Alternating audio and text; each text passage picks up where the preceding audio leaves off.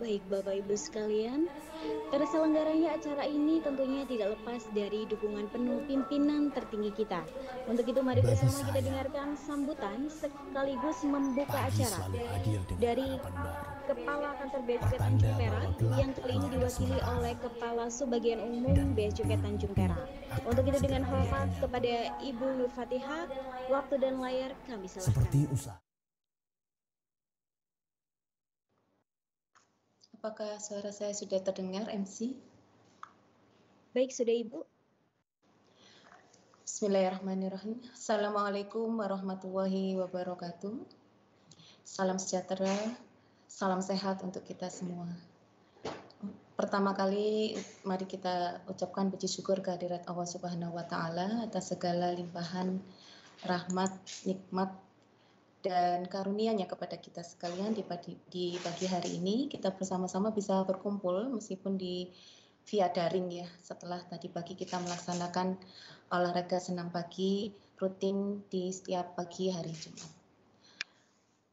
Bapak Ibu yang kami hormati, mewakili Bapak Kepala Kantor karena beliau masih ada di kesempatan lain di kegiatan yang lebih urgen. Mohon izin kami mewakili untuk membuka sekaligus memberikan sambutan pada acara webinar kepegawaian pada pagi hari ini.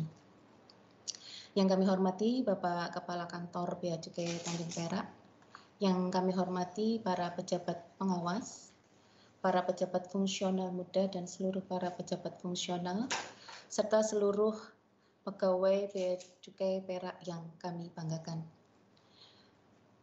Perkenankan kami dari unit kepegawaian pada pagi hari ini melaksanakan kegiatan webinar kepegawaian dalam hal ini mengusung tema upaya menekan tingkat stres kerja.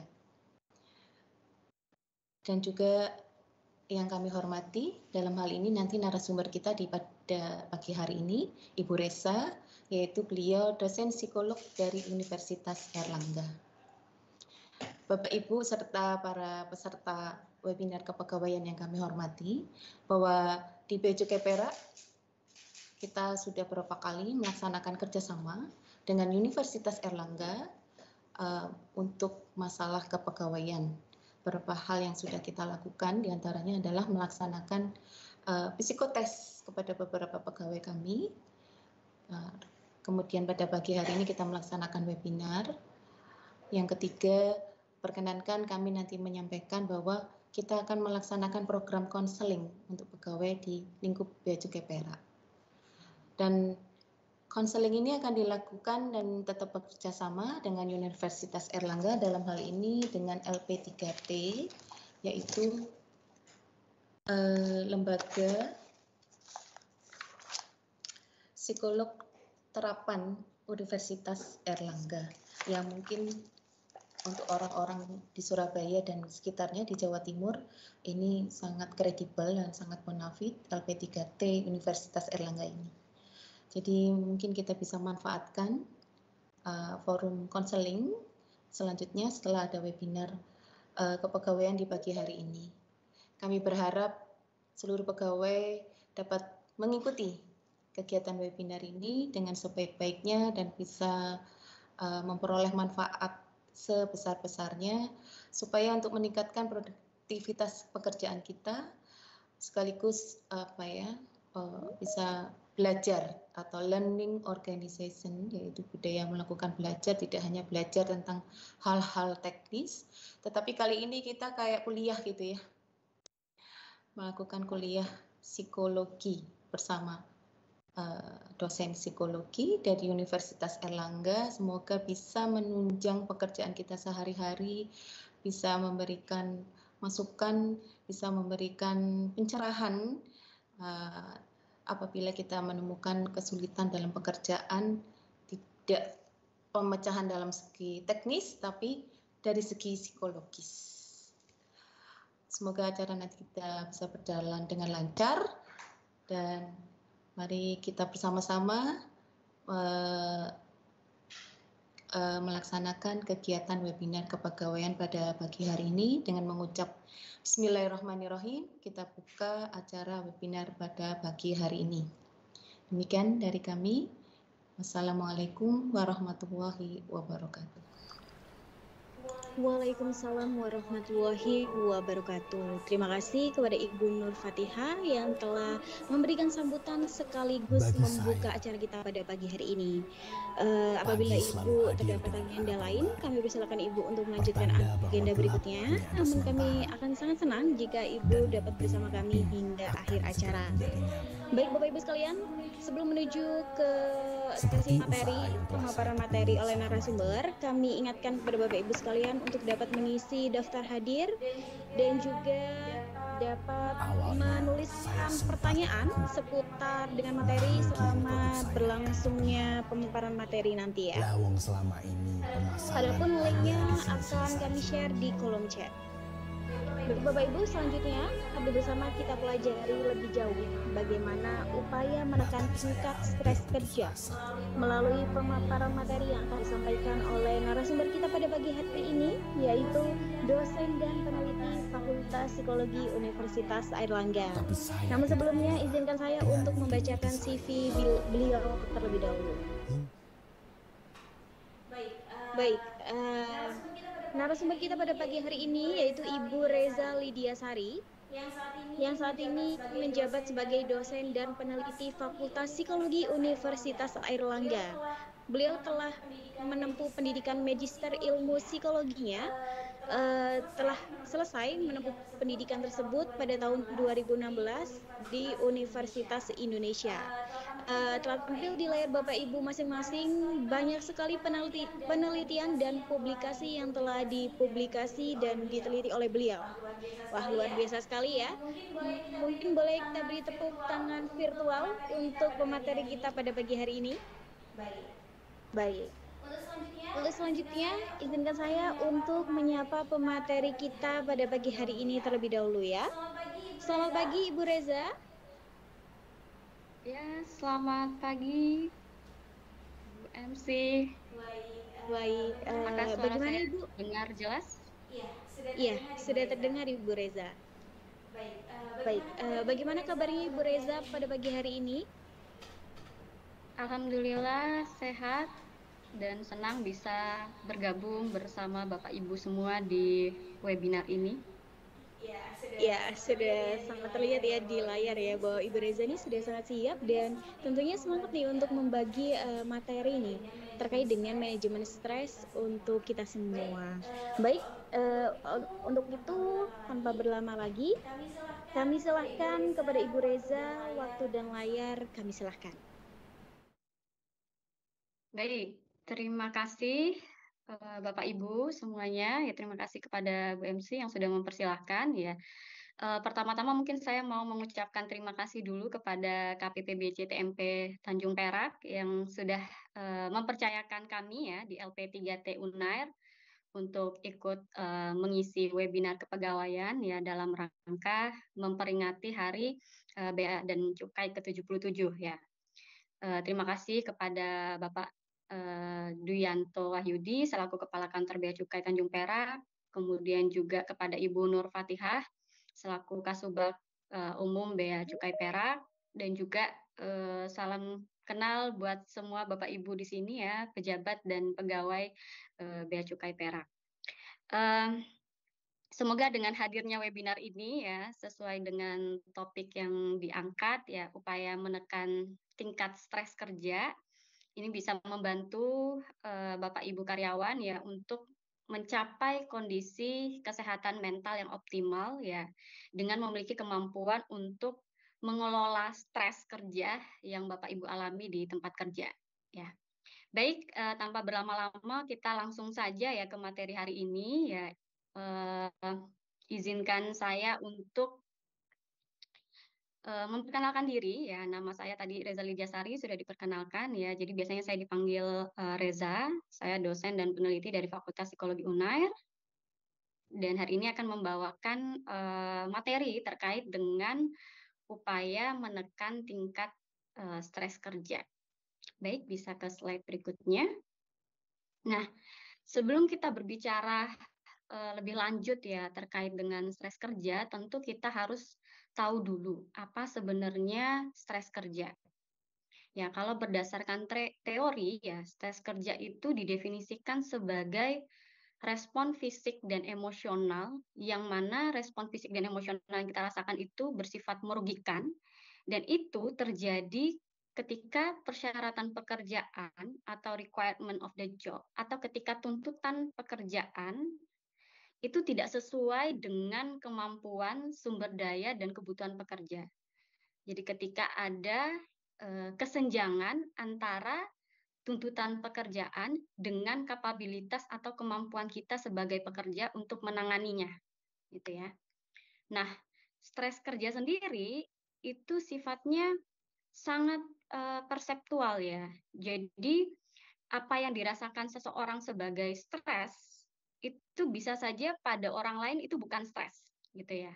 Misalnya ya, contohnya mungkin ketika dapat tugas dari atasan untuk presentasi di rapat gitu ya.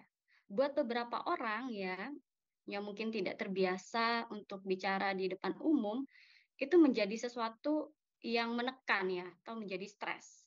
Tapi buat individu yang lain, bisa saja itu bukan hal yang menyebabkan dia mengalami stres.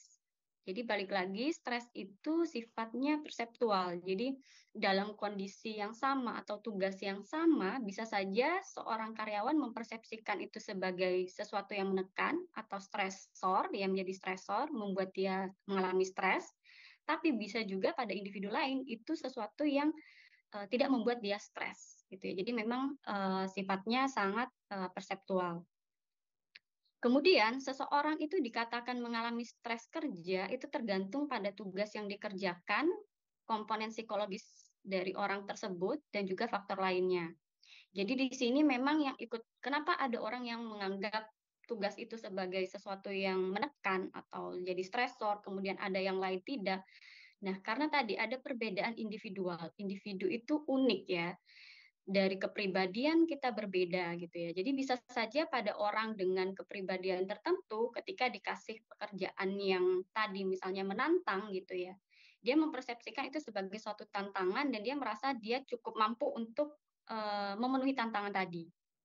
Tapi bisa juga pada individu lain dengan kepribadian yang berbeda itu menjadi sesuatu yang menekan gitu ya. Atau misalnya ketika dia merasa bahwa kapabilitas dia atau kemampuan dia itu tidak cukup untuk menangani pekerjaan yang diberikan tadi, sehingga akhirnya memunculkan stres. Nah, kurang lebih seperti itu ya. Jadi biasanya stres itu terjadi ketika ada kesenjangan ya antara tuntutan tugas dengan kapabilitas atau kemampuan dari si individu yang akan mengerjakan tugas tersebut. Kalau dia merasa itu di luar dari kemampuan dia, maka akan muncullah stres gitu. Tapi kalau misalnya dia merasa masih bisa mengerjakan, masih di bawah kontrol dia, bisa saja itu tidak menjadi stres. Oke, baik, ke slide berikutnya. Nah, mungkin Bapak Ibu bertanya ya, bagaimana sih reaksi terhadap stres kerja? Jadi kadang itu beberapa individu itu tidak menyadari bahwa sebenarnya tuh dia sedang mengalami stres gitu ya. Tapi ada juga orang yang kemudian secara sadar menyadari bahwa dia sedang mengalami stres kerja. Nah, bagaimana cara kita mengenali bahwa kita itu sedang mengalami stres kerja atau tidak? Kita bisa lihat dari beberapa reaksi yang muncul. Ya, yang pertama itu reaksi fisiologis ya. Ini biasanya tubuh kita itu cukup apa ya? Ketika ada sesuatu yang terjadi gitu ya, dia cukup bisa untuk bereaksi gitu ya. Reaksi yang pertama yang sering muncul itu adalah kelelahan. Jadi biasanya orang yang mengalami stres kerja itu sering mengalami kelelahan. Kemudian juga ketegangan otot, misalnya merasa di pundak ini kok kayaknya sakit gitu ya, atau pegel gitu. Nah, itu bisa jadi tanda-tanda kita sedang mengalami stres gitu ya. Kemudian juga sering mengalami sakit kepala. Nah, ini juga bisa menjadi tanda kalau sedang mengalami stres. Kemudian palpitasi jantung, jadi jantungnya itu berdetak lebih cepat gitu ya. Kemudian juga kesulitan tidur, jadi malam kalau sudah jam tidur, tapi kayaknya nggak bisa tidur, masih ada yang dipikirkan gitu ya. Nah, ini juga bisa menjadi tanda sedang mengalami stres. Bisa juga gangguan pencernaan, jadi misalnya jadi diare atau kebalikannya ya, sembelit. Atau bisa juga gangguan dermatologis, misalnya tiba-tiba mukanya jerawatan gitu ya, atau kulitnya jadi lebih sensitif gitu. Nah, ini reaksi fisiologis ketika kita mengalami stres. Reaksi yang lain juga bisa berbentuk reaksi kognitif ya. Reaksi kognitif ini misalnya kita bisa mengenali bahwa kita mengalami stres itu ketika kita tidak mampu berkonsentrasi. Jadi kok kayak sulit ya berkonsentrasi. Nah, ini bisa jadi tanda-tanda kita lagi stres. Atau kemudian juga menurunnya kreativitas. Atau bisa juga terjadi gangguan performance dalam pekerjaan-pekerjaan kognitif. Misalnya, kalau selama ini pekerjaan Bapak Ibu itu terkait dengan menghitung atau menganalisis gitu ya, tiba-tiba tuh lama gitu ngerjainnya. Jadi kayak biasanya mudah menganalisis gitu, menghitung, tapi kemudian terjadi penurunan kecepatan gitu ya dalam proses menganalisisnya. Nah, ini bisa jadi tanda-tanda sedang mengalami stres. Dan juga ada pikiran-pikiran yang mengganggu dan itu terus berulang, teringat oleh kita. Kayaknya ada yang nggak beres gitu, kayaknya ada yang kurang, kayaknya ada sesuatu yang mengganggu di pikiran gitu ya. Nah, itu juga menjadi tanda-tanda stres. Nah, selain reaksi fisiologis dan kognitif, reaksinya juga bisa berbentuk reaksi emosional. Nah, buat beberapa orang yang mengalami stres itu biasanya sering merasakan kecemasan gitu ya, kecemasan, kemudian merasa pesimis, ya kayaknya nggak bisa nih mengerjakannya, atau misalnya merasa kewalahan, ya bingung mau dimulai dari mana gitu ya, kayaknya terlalu banyak hal yang harus dikerjakan gitu ya, merasa mulai kewalahan dan merasa tidak mampu untuk mengatasi ya beban-beban kerja tadi. Nah, ini termasuk reaksi emosional ya, ciri-ciri ketika kita mengalami stres kerja. Kemudian ada juga reaksi tingkah laku. Nah, reaksi tingkah laku ini artinya ada beberapa orang ketika dia mengalami stres, itu dia akan memunculkan perilaku tertentu. Misalnya ketidakhadiran, jadi malas ke kantor gitu ya, jadi tidak hadir rapat gitu ya. Atau misalnya agresi, tiba-tiba marah-marah gitu ya di kantor atau banting pintu gitu ya. Pokoknya menunjukkan agresi ya. Kemudian juga bisa tiba-tiba ada masalah hubungan interpersonal, tiba-tiba berkonflik dengan orang di sekitar di tempat kerja ya, misalnya dengan rekan kerja gitu, atau tiba-tiba berkonflik juga dengan orang di rumah gitu ya, misalnya berantem dengan pasangan gitu ya. Nah, ini bisa jadi juga karena stres tadi gitu ya. Dan kemudian bisa juga dalam pola makan gitu ya. Ada beberapa orang yang ketika stres malah jadi makan yang banyak gitu ya, kayaknya nggak kenyang-kenyang.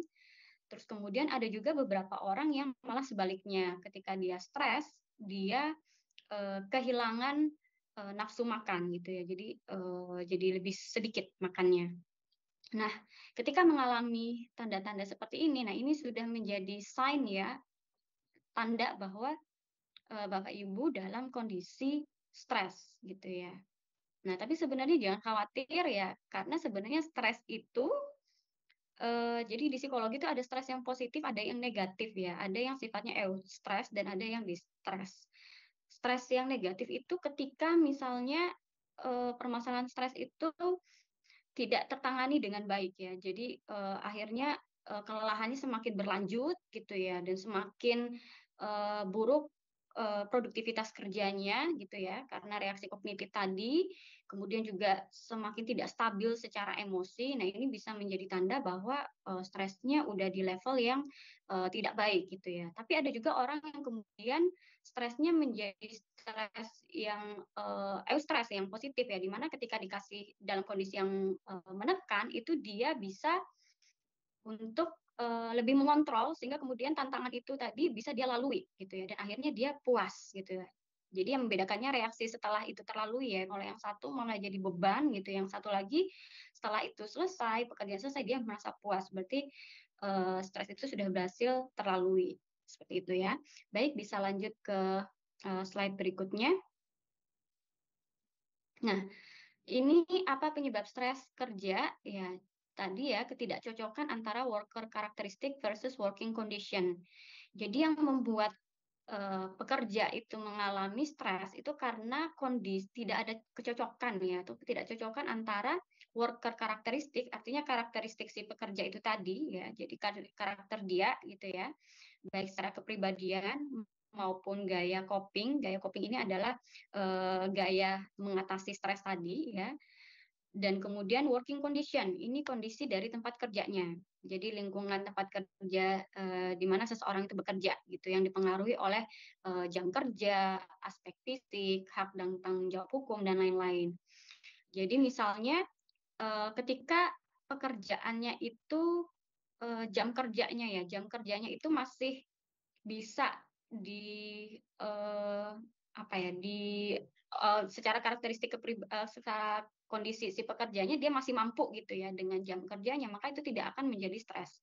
Tapi kalau misalnya si individu itu sendiri secara kondisi fisiknya ya atau secara kondisi mentalnya tidak sesuai gitu ya dengan tuntutan pekerjaan, dengan tuntutan jam kerja tadi, maka dia akan menjadi stres. Jadi balik lagi setiap individu gitu ya dengan jam kerja yang sama itu bisa saja yang bagi yang satu itu udah bikin stres, bagi yang lain belum gitu ya. Jadi worker karakteristik kesenjangan dari kondisi si pekerja tadi dengan kondisi pekerjaannya gitu ya. Kemudian aspek fisik, ini kenapa aspek fisik juga bisa membuat stres ya, misalnya buat beberapa orang ada pekerjaan-pekerjaan fisik yang kemudian sangat melelahkan buat dia sehingga kemudian itu bisa membuat stres gitu ya. Tapi buat orang lain yang mungkin dengan kondisi fisik yang lebih optimal ya itu tidak menyebabkan dia stres gitu. Begitu juga dengan hak dan tanggung jawab hukum ya, atau kadang pekerjaan-pekerjaan yang beresiko ya itu bagi individu tertentu menjadi sumber stres gitu ya, ketika dia misalnya orang pencemas ya, penakut gitu ya, dan kemudian dikasih pekerjaan yang berisiko, nah bisa jadi itu menjadi sesuatu yang memunculkan stres gitu ya. Tapi buat individu lain yang mungkin lebih berani gitu ya, ketika dia bekerja dalam situasi yang beresiko, dia masih bisa menangani seperti itu. Baik, bisa lanjut ke slide berikutnya. Nah, ini model of job stress. Jadi ada data dan riset National Institute of Safety and Health ya. Itu menyatakan bahwa kondisi kerja yang penuh tekanan ya, itu memiliki pengaruh langsung terhadap keselamatan dan kesehatan pekerja. Jadi kalau misalnya seseorang itu bekerja dalam kondisi yang cukup menekan ya, dalam kondisi pekerjaan yang cukup menekan, itu bisa saja dia mengalami permasalahan dalam kesehatannya dan juga keselamatan. Namun di sini ada faktor individu ya dan faktor situasional yang bisa memperkuat dan melemahkan hal tadi gitu ya. Misalnya faktor-faktor individu dan situasional yang ada adalah keseimbangan antara pekerjaan dan kehidupan personal atau keluarga. Jadi ketika tuntutan pekerjaan itu sangat tinggi ya, tapi ketika di saat yang bersamaan si individu ini juga punya kehidupan keluarga yang cukup suportif ya, dalam artian pasangannya cukup bisa apa ya, bisa menerima kesibukan dari pasangannya sendiri gitu ya, atau misalnya cukup mendukung gitu ya, tidak apa-apa fokus dengan pekerjaan, nanti saya menghandle pekerjaan di rumah misalnya. Nah itu pasti akan punya kesehatan mental yang lebih baik buat si pekerjanya karena dia merasa dia cukup punya support dari keluarga gitu ya. Beda hal dengan misalnya kalau ternyata si karyawan itu tadi juga dia tidak mendapatkan support yang cukup dari keluarga gitu ya. Nah, ini akan memperburuk situasi tadi ya yang sudah kondisi pekerjaannya menekan, akhirnya diperburuk dengan kondisi keluarga yang juga tidak suportif dan akhirnya ya kemungkinan dia untuk mengalami permasalahan kesehatan itu akan semakin lebih besar gitu. Jadi dukungan sosial dari teman kerja juga ikut mempengaruhi. Jadi dalam kondisi kerja yang stressful ya, yang menekan, tapi selama kita berada di lingkungan kerja yang antar teman itu saling mendukung, ya bisa saja kita masih tetap bisa coping tadi ya. Kita nggak akan mengalami permasalahan kesehatan dan keselamatan tadi karena kita cukup punya resource dari rekan kerja gitu atau mungkin atasan ya yang kemudian sangat suportif sehingga kemudian situasi yang menekan tadi tetap bisa kita lalui. Begitu juga dengan pandangan yang optimistik. Jadi orang-orang dengan pandangan yang optimistik biasanya dalam kondisi pekerjaan yang stressful itu dia masih bisa menangani ya, karena dia merasa cukup punya kontrol. Baik, berikutnya. Nah, ini kondisi-kondisi pekerjaan yang memicu stres ya. Ada desain tugas ya. Jadi ternyata pekerjaan itu bisa memicu stres atau membuat si orang yang mengerjakan pekerjaan tersebut menjadi stres itu karena desain dari tugasnya. Misalnya beban kerja yang berat. Jadi ternyata kalau beban kerja di suatu pekerjaan itu memang sangat berat gitu ya, dalam artian manajemen kinerjanya yang bermasalah ya, antara jumlah pekerjaan dengan jumlah sumber daya yang mengerjakan itu tidak seimbang gitu ya, maka ini sangat mungkin sekali untuk memicu stres pada pekerja gitu ya, ketika beban kerjanya sangat berat. Kemudian juga ketika istirahat yang kurang gitu ya. Jadi ketika waktu istirahat yang kurang itu juga bisa membuat karyawannya atau pekerjanya akan mengalami stres. Begitu juga dengan jam kerja dan kerja shift yang panjang gitu ya. Jadi kalau misalnya jam kerjanya terlalu panjang ya atau shift kerjanya terlalu panjang itu juga bisa memicu stres. Dan kemudian juga ketika pekerjaan itu tidak memanfaatkan keterampilan pekerja, dalam artian ketika seseorang merasa bahwa pekerjaannya sangat monoton, membosankan, dia tidak bisa mengembangkan diri dalam pekerjaannya, dia tidak bisa mempraktekkan keterampilan yang dia miliki dalam pekerjaannya, ini juga kadang buat beberapa orang bisa memicu stres. Begitu juga dengan pekerjaan di mana seseorang pekerja itu merasa dia sangat memiliki kontrol yang sedikit atas pekerjaan tersebut ya, dalam artian bagaimana cara dia mengerjakan pekerjaan tersebut itu sangat kaku gitu ya, tidak ada otonomi yang diberikan kepada dia. Nah ini buat beberapa pekerja juga bisa menyebabkan stres gitu ya, karena dia hanya memiliki kontrol yang sedikit gitu ya atas pekerjaannya.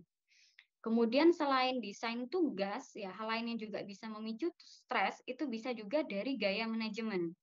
Ya, gaya manajemen dalam hal ini misalnya kurangnya partisipasi pekerja dalam pengambilan keputusan. Jadi kalau misalnya di suatu organisasi itu memang sifatnya keputusan itu mutlak ya, dan karyawan tinggal menjalankan gitu ya. Jadi buat beberapa orang ini bisa memicu stres. Kemudian kondisi komunikasi yang buruk dalam organisasi. Jadi misalnya ketika dalam satu organisasi itu tidak ada keterbukaan gitu ya, dan kemudian komunikasinya sangat buruk ya, banyak karyawan yang kemudian tidak menerima informasi-informasi yang penting misalnya, nah itu juga bisa memicu stres. Kemudian juga kurangnya kebijakan yang ramah keluarga ya. Jadi kebijakan yang ramah keluarga itu misalnya ya terkait dengan apakah ketika seseorang gitu misalnya izin ya karena ada keluarga yang sakit gitu ya, atau misalnya ketika dia mengambil cuti karena ada keluarga yang sakit itu diperbolehkan atau tidak gitu ya. Nah kalau manajemennya menerapkan kebijakan yang ramah keluarga bisa saja itu diizinkan selama jelas gitu ya izinnya karena apa gitu ya. Kemudian hubungan interpersonal. Nah, ini juga bisa memicu stres. Jadi lingkungan sosial yang buruk dan kurangnya dukungan atau bantuan dari rekan kerja atau atasan itu juga bisa memicu stres di tempat kerja. Ya. Jadi kalau misalnya hubungan antar sesama rekan kerja tidak sehat gitu ya, atau misalnya hubungan dengan atasan juga tidak baik, nah itu bisa memicu atau bisa menyebabkan stres pada pekerja. Ya, slide berikutnya. Nah, selain yang tadi, nah ini juga ada beberapa hal-hal yang bisa menjadi pemicu stres. Misalnya kondisi lingkungan ya, kondisi fisik yang tidak menyenangkan atau berbahaya. Jadi kalau misalnya ada dari Bapak Ibu yang dalam kesehariannya pekerjaannya itu bukan dilakukan di ruang yang nyaman gitu ya, tapi harus ke lapangan gitu ya, atau dalam kondisi yang ramai, yang bising gitu, atau ada polusi udara gitu ya. Atau misalnya dalam masalah ergonomis ya, dalam artian tingkat penerangan atau pencahayaannya tidak maksimal ya, tidak optimal, atau misalnya suhunya terlalu panas gitu ya, atau misalnya kursi kerjanya yang tidak ergonomis ya, yang tidak nyaman gitu, yang mejanya yang kemudian didesain juga tidak nyaman gitu ya. Nah, itu bisa juga menyebabkan stres. Dan berikutnya ini juga ada terkait dengan kekhawatiran karir. Jadi biasanya ketidakamanan kerja ya, ketidakamanan kerja ini dalam kalau di singgung dalam hal kekhawatiran karir itu misalnya ketika dia memang secara status kepegawaian itu belum aman gitu ya, belum jadi karyawan tetap misalnya, atau dia masih mungkin untuk dikeluarkan gitu ya, tidak ada kepastian karir. Nah, ini juga buat beberapa orang ini bisa memicu stres gitu ya. Jadi dan juga misalnya kurangnya kesempatan untuk pertumbuhan atau promosi. Ini juga bisa memicu stres kalau misalnya dia merasakan bahwa di tempat kerjanya itu sangat kecil sekali peluang untuk bisa mendapatkan promosi misalnya. Nah, itu juga bisa memicu stres. Kemudian juga ini yang sering terjadi konflik peran gitu ya. Harapan terkait pekerjaan yang bertentangan atau tidak pasti. Nah, seperti yang kita ketahui ya, misalnya di saat ini itu yang paling sering terjadi itu adalah konflik peran pekerjaan dengan keluarga gitu ya. Apalagi kan semakin ke sini itu biasanya suami istri sama-sama bekerja gitu ya di kondisi dual career family ya, artinya dalam satu keluarga baik ibu maupun bapak itu sama-sama kerja, dan itu sangat mungkin sekali terjadi konflik peran gitu ya, di mana seseorang gitu ya, seorang pekerja itu tentu dia punya tanggung jawab di pekerjaannya ya sebagai seorang karyawan gitu ya, tapi dia juga punya tanggung jawab di rumah gitu ya, misalnya sebagai keluarga atau sebagai kepala keluarga atau misalnya sebagai istri gitu ya. Nah, harapan terkait pekerjaan yang bertentangan ini juga bisa saja memunculkan konflik gitu ya, di mana dia harus memilih antara pekerjaan gitu dengan keluarga ketika misalnya ada tuntutan-tuntutan yang kemudian saling berkonflik gitu ya, atau misalnya situasi yang tidak pasti gitu ya, itu juga bisa saja memicu stres. Baik, berikutnya. Nah, ini ya tadi jadi ada hal-hal di dalam pekerjaan yang menjadi demands atau tuntutan ya, misalnya tadi beban kerja, workload, workspace ya, terkait dengan kecepatan kerja, time pressure, apakah kemudian pekerjaan itu juga secara waktu juga menekan dalam artian harus diselesaikan secepat mungkin gitu ya. Kemudian juga role ambiguity dalam artian apakah pekerjaan-pekerjaan itu masih sering ambigu ya, ini sebenarnya tanggung jawabnya siapa ya, tanggung jawabnya saya itu yang sampai mana ya. Nah, tidak ada kejelasan peran itu juga bisa memunculkan stres gitu ya. Kemudian role konflik tadi ya, ada konflik peran gitu ya. Dan kemudian juga mungkin di beberapa tempat masih ada yang terjadi diskriminasi gitu ya. Jadi diskriminasi antar pegawai gitu ya, di mana ada pengucilan terhadap karyawan-karyawan tertentu misalnya. Nah, itu juga bisa memicu stres. Kemudian juga bisa dari personal ya, dari bukan dari pekerjaannya tapi dari sisi si individunya itu sendiri. Misalnya family demands, tuntutan dari keluarga gitu ya. Ada masing-masing individu tentu punya family demands yang berbeda ya. Ada yang mungkin anaknya sudah besar-besar gitu, ada yang masih kecil-kecil gitu ya, sehingga kemudian demand-nya juga berbeda. Ada yang mungkin sudah berkeluarga, ada yang belum gitu ya.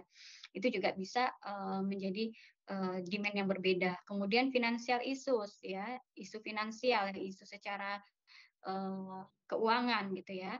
Dan kemudian juga relationship conflict. Jadi kalau misalnya ada konflik dengan pasangan atau mungkin dengan rekan kerja, dengan atasan, nah itu juga bisa menjadi sumber stres gitu. Nah, ini semuanya bisa menyebabkan strain and burnout ya, menyebabkan ketegangan dan akhirnya mengalami burnout. Ini adalah ketika stres tadi sudah terlalu berat ya dan terus terjadi dan akhirnya sampai ke individu itu udah lelah ya. Ini udah tahap yang lebih apa ya, lebih parah dari stres tadi ya.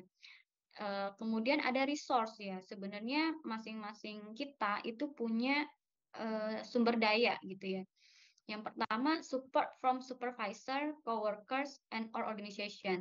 Jadi kalau misalnya di pekerjaan kita punya dukungan yang memadai, entah itu dari atasan, ya kita punya atasan yang kemudian cukup kooperatif ya, dan kemudian juga punya rekan kerja yang bisa saling support, kemudian juga punya organisasi kerja di organisasi yang peduli dengan kesejahteraan kita, tentu itu menjadi sebuah resource yang berharga yang kemudian bisa membantu kita untuk menangani berbagai demand tadi ya, berbagai tuntutan tadi.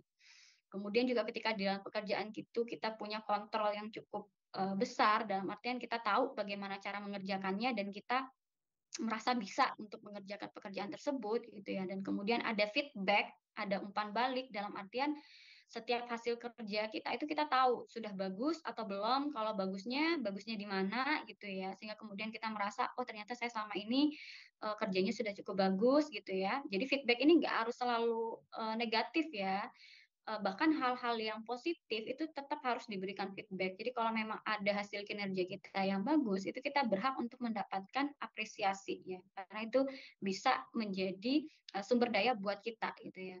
Kemudian juga autonomi ya, sejauh mana otonomi yang kita punya dalam melakukan pekerjaan itu juga akan menjadi sumber daya kita yang kita gunakan gitu ya untuk memenuhi tuntutan-tuntutan pekerjaan tadi. Kemudian juga ada personal ya, dari diri pribadi kita sendiri ya. Bagaimana dengan physical health kita, kondisi fisik kita udah cukup sehat atau tidak gitu ya, sudah cukup optimal atau tidak secara nutrisi, jam kerja, jam istirahat, makan gitu ya, itu jam istirahat itu sudah cukup atau tidak. Nah, kalau misalnya kondisi kesehatan kita bagus, optimal, itu akan menjadi sumber daya yang berharga buat kita. Kemudian juga ada PsyCap ya, psychological capital. Sejauh mana kita secara psikologis itu merasa berdaya, dalam artian kita merasa cukup yakin kita bisa gitu ya. Dan kemudian course of evaluation ya, sejauh mana kita mengevaluasi diri kita. Apakah kita sudah mengevaluasi diri kita sebagai orang yang positif gitu ya. Kalau iya berarti itu akan menjadi resource yang sangat berharga buat kita. Kemudian juga ada hal-hal yang di luar pekerjaan yang ikut menjadi sumber daya kita, yaitu social support from family, dukungan dari pasangan, dukungan dari anak-anak, dukungan dari keluarga besar, itu akan sangat menjadi sesuatu yang berharga bagi kita untuk menyemangati kita ya dalam menjalankan tugas-tugas yang menekan tadi ya dalam menghadapi tuntutan-tuntutan pekerjaan tadi. Dan kemudian juga social support from friends ya, dari teman gitu ya. Mungkin juga tidak saja teman di tempat kerja ya, mungkin teman di luar pekerjaan gitu ya. Kalau kita ada tergabung dalam komunitas-komunitas tertentu, nah teman-teman itu tadi juga bisa menjadi sumber daya kita ya. Jadi orang yang akan memberikan kekuatan bagi kita untuk bisa menjalani hari-hari yang berat tadi gitu ya, untuk bisa memenuhi tuntutan-tuntutan yang ada dalam pekerjaan tadi. Oke, berikutnya. Nah, sekarang setelah kita mengenal stres dan kemudian hal-hal yang menyebabkan atau memicu stres, sekarang kita fokus ke yang benar-benar intinya ya. So kalau misalnya saya stres, apa yang harus saya lakukan gitu ya. Nah, ini coping stress. Coping stress ini artinya bagaimana cara mengatasi stres ya. Ini bisa dengan perubahan kognitif dan tingkah laku yang kita lakukan secara terus-menerus ya untuk mengatasi situasi stres atau tuntutan yang membebani secara emosional. Jadi seperti yang saya bilang tadi, yang namanya hidup itu kan nggak ada yang benar-benar santai ya. Pasti hampir setiap hari itu kita dituntut, gitu. Ada tuntutan yang harus kita kerjakan gitu, ada pekerjaan yang harus kita selesaikan, ada hal-hal yang kemudian menekan gitu ya. Nah, ada orang-orang yang kemudian punya coping stress yang baik, dalam artian dia bisa memenuhi tuntutan-tuntutan tadi dengan baik. Ya, dia bisa mengatasi situasi-situasi yang menekan tadi dan akhirnya terselesaikan gitu ya. Nah, ada orang-orang yang sifatnya itu dia problem focus coping ya. Problem focus coping ini artinya orang-orang ini biasanya ketika dihadapkan dengan permasalahan, ketika dihadapkan dengan sebuah tuntutan, dia akan fokus pada masalahnya. Ya, dia akan cari bagaimana cara mengerjakannya. So, apa solusinya? gitu ya. Dia akan fokus pada masalahnya. Kemudian diarahkan pada mendefinisikan masalah. Dia mengenali dulu apa sih sebenarnya yang harus saya kerjakan gitu ya. Saya kerjakan mulai dari mana yang kemudian sulit, ya, mana yang kemudian mudah. Saya akan mulai dari mengerjakan yang mudah, kemudian nanti yang sulit. Kira-kira alternatif apa yang bisa saya lakukan? Apakah saya perlu bertanya kepada rekan kerja lain yang lebih menguasai ya, atau apa gitu ya? Jadi intinya dia akan problem focus coping. Jadi gimana cara menyelesaikan permasalahan tadi? Dia akan memunculkan alternatif tindakan dan tingkah laku. Jadi nanti ada dua, ada yang planful problem solving, jadi dia benar-benar terencana ya. Jadi kalau misalnya dalam sehari itu dia ada serangkaian kegiatan yang harus dia lakukan dan itu rasanya semuanya menekan gitu ya, harus dikerjakan di hari itu. Nah, dia akan mulai melis, dia mulai mengerjakan dari yang mana dulu gitu ya. Dia udah tahu plan-plannya. Saya sampai kantor, saya akan kerjakan yang mana dulu. Kemudian kalau tidak tertangani, saya akan cari solusi dengan berdiskusi pada siapa gitu misalnya, atau apa, intinya dia sudah merencanakan gitu ya apa yang pengen dia kerjakan di kantor pada hari tersebut. Tapi ada juga orang yang sifatnya konfrontatif coping ya. Orang yang konfrontatif coping ini biasanya malah mengambil tindakan yang konfrontasi ya, dalam artian bisa saja dia malah uh, tidak mengambil tindakan gitu ya, atau mengambil tindakan yang melanggar aturan gitu ya, intinya menghalalkan segala cara lah pokoknya supaya masalahnya selesai. Nah, ini sebaiknya yang dihindari. Kenapa? Karena nanti akan memunculkan stres yang baru lagi, karena pasti akan ada ketakutan baru lagi yang muncul setelah melakukan tindakan tadi. Nah, kemudian ada orang-orang yang sifatnya emotion focus coping gitu ya. Apakah boleh melakukan emotion focus coping? Boleh gitu ya, sesekali boleh. Jadi di sini tuh emotion focus coping itu adalah usaha untuk mereduksi, mengurangi ya, dan kemudian membatasi atau mentolerir stres ya, emosional yang dihasilkan oleh stresor. Jadi misalnya, jadi kalau yang di problem focus coping itu fokusnya pada penyelesaian, bagaimana supaya masalah itu selesai, tapi kalau di emotion ini dia lebih ke bagaimana mengurangi perasaan tidak nyaman tadi. Jadi dia fokusnya adalah gimana supaya saya tidak merasa terbebani dengan tugas tadi, atau bagaimana cara saya supaya tidak cemas dan khawatir. Ya, jadi fokusnya itu ke emosi supaya dia merasa nyaman gitu ya, bukan menyelesaikan masalahnya, tapi hanya untuk merasa nyaman. Apa yang dia lakukan ya, biasanya dia seeking social support. Ini istilah gampang itu kayak curhat gitu ya.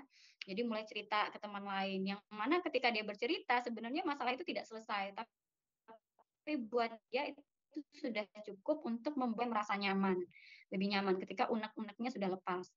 Boleh saja gitu ya, tapi jangan lupa setelah melakukan emotion focus coping harus juga melakukan yang namanya problem focus coping ya. Kemudian ada juga yang sifatnya distancing ya. Distancing artinya dia mencoba menjaga jarak gitu ya. Jadi kalau misalnya dia tahu hal itu akan membuat dia stres, dia akhirnya menghindari gitu ya, menghindari pekerjaan tersebut. Atau avoidance ya, misalnya berusaha untuk menghindar gitu ya. Jadi kalau misalnya dia merasa bahwa atasannya adalah sumber masalahnya gitu ya, dia akan menghindar terus gitu ya. Gimana supaya nggak ketemu atasannya. Nah, ini tidak menyelesaikan masalah, tapi ya hanya untuk mengurangi perasaan tidak nyamannya saja gitu ya. Kemudian juga ada yang sifatnya positive appraisal ya. Dia mulai merasakan merubah mindsetnya gitu ya untuk lebih positif dalam melihat sesuatu.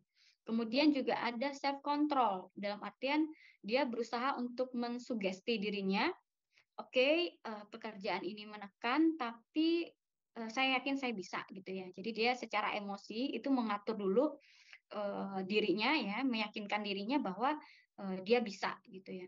Dan kemudian ada juga yang accepting responsibility. Jadi lawannya dari yang menghindar tadi ya. Kalau yang ini dia ketika dapat tugas baru, meskipun itu berat, dia berusaha untuk menjawab tantangan tadi, accepting, dia menerima gitu ya tanggung jawab yang diberikan tadi. Ini coping stresnya ya, bagaimana cara mengatasi stres. Berikutnya, slide berikutnya. Nah, kita bicara yang lebih konkret lagi ya, misalnya ya, bagaimana cara mengurangi dan mengelola stres kerja. Seseorang yang mengalami stres ya terkait pekerjaan itu dapat membantu diri mereka sendiri dalam beberapa cara. Jadi ketika kita mengalami stres itu sebenarnya tidak selalu tuh harus langsung ke psikolog ya atau mencari tenaga profesional ya. Ada kalanya itu kita bisa coba dari diri kita sendiri dulu. Kita punya kemampuan ya untuk membantu diri kita menangani stres kerja tadi. Nah, apa yang bisa kita lakukan ya secara mandiri? Yang pertama itu mengenali tanda dan gejala stres. Jadi untuk kita bisa membantu diri kita keluar dari stres kerja, itu kita harus sadar dulu sebenarnya saya tuh dalam kondisi stres atau tidak, gitu ya. Kita mengenali dulu tanda dan gejala stres kerja yang tadi saya sudah jelaskan di slide-slide awal ya, ada reaksi fisiologis, ada reaksi emosional, kognitif. Nah, itu kita tandai dulu ya, apakah kita pernah mengalami itu ya atau sedang mengalami itu. Kalau iya berarti kan wah ini tandanya saya lagi mengalami stres gitu ya. Jadi kita mengenali dulu tanda dan gejala stres kerja di tempat kerja gitu ya. Dan kemudian kita bisa lihat ya apakah kemudian saya sering mengalami cemas, apa kemudian saya sering sulit tidur gitu ya. Saya sering setiap pulang kerja itu kok kayaknya semua badan saya pegel gitu ya, capek, lelah gitu ya. Nah, itu bisa jadi tanda-tanda kita mengalami stres. Nah, setelah kita tahu bahwa kita dalam kondisi yang tidak optimal ya secara kesehatan mental, kita lagi dalam kondisi stres, maka kita bisa mulai dengan melakukan perawatan terhadap diri sendiri. Apa upaya perawatan diri yang bisa kita lakukan? Yang pertama itu olahraga secara rutin ya. Jadi memang kesehatan fisik itu sangat berkaitan sekali dengan kesehatan mental gitu ya. Makanya di dalam tubuh yang sehat itu terdapat jiwa yang kuat ya. Jadi olahraga secara reguler itu harus kita lakukan ya untuk kemudian merilekskan badan-badan kita gitu ya. Olahraga secara rutin setiap minggu. Kemudian bisa dipilih ya jenis olahraganya sesuai dengan kondisi fisik kita gitu ya. Kemudian yang kedua, makan makanan yang bergizi dan bernutrisi. Jadi kita benar-benar menjaga asupan yang masuk ke dalam tubuh kita. Gitu ya. Apakah kemudian secara gizi itu sudah memenuhi atau belum? Ya, 4 sehat 5 sempurna ya, kurang lebih. Dan kemudian istirahat dengan waktu yang cukup. Kita lihat lagi selama ini jam tidur kita ya, itu sudah cukup atau belum. Kalau belum, maka perbaikilah waktu istirahat yang kita miliki ya, agar tadi tubuh kita fit gitu ya, sehingga kemudian kita lebih siap untuk apa ya, untuk mengerjakan hal-hal atau beban-beban kerja yang ada di tempat kerja. Oke, kemudian setelah melakukan upaya perawatan diri, yang berikutnya itu kita spesifik ke tugasnya. Bagaimana cara kita mengelola tugas? Ya, membuat prioritas dan belajar mengelola kegiatan. Jadi tentunya dalam keseharian itu banyak sekali ya tugas yang menjadi tanggung jawab kita yang pengen kita kerjakan, tapi kita bisa melakukan manajemen dulu, manajemen tugas. Ya, kita memanage atau mengelola tugas-tugas yang ada, membuat jadwal kerja atau keluarga yang seimbang. Nah, ini juga mungkin perlu menjadi perhatian ya. Jadi setiap harinya mungkin kita selalu buat ya to-do list ya, atau hal apa sih yang pengen saya kerjakan di tempat kerja hari ini gitu ya. Tapi juga kita mulai harus membiasakan juga kira-kira misalnya kalau kita punya dalam satu minggu ada sekali gitu waktu bersama keluarga, kita juga bisa memikirkan kira-kira aktivitas apa yang akan saya lakukan bersama keluarga di minggu ini gitu ya. Di hari apa saya bisa meluangkan waktu untuk beraktivitas bersama keluarga. Nah, itu juga perlu kita jadwalkan gitu ya. Kemudian menjadwalkan istirahat secara teratur tadi ya, jam kerja, jam makan, jam istirahat itu digunakan sebagaimana mestinya gitu ya. Kemudian manajemen waktu. Kita memprioritaskan tugas berdasarkan kepentingan. Jadi memang time management itu sangat membantu kita dalam mengelola stres kerja. Jadi dari sekian banyak tugas kita bisa tahu mana kalau dalam manajemen waktu itu kan selalu ada kuadran ya, penting dan mendesak ya, dan seberapa penting dan seberapa mendesak, dan pasti yang kita dulukan adalah sesuatu yang penting dan mendesak ya. Jadi berdasarkan tingkat kepentingan dan seberapa mendesaknya ya kita mulai urutkan gitu ya, kita prioritaskan mulai dari yang tingkat prioritasnya paling tinggi, yang biasanya itu adalah yang penting dan mendesak ya.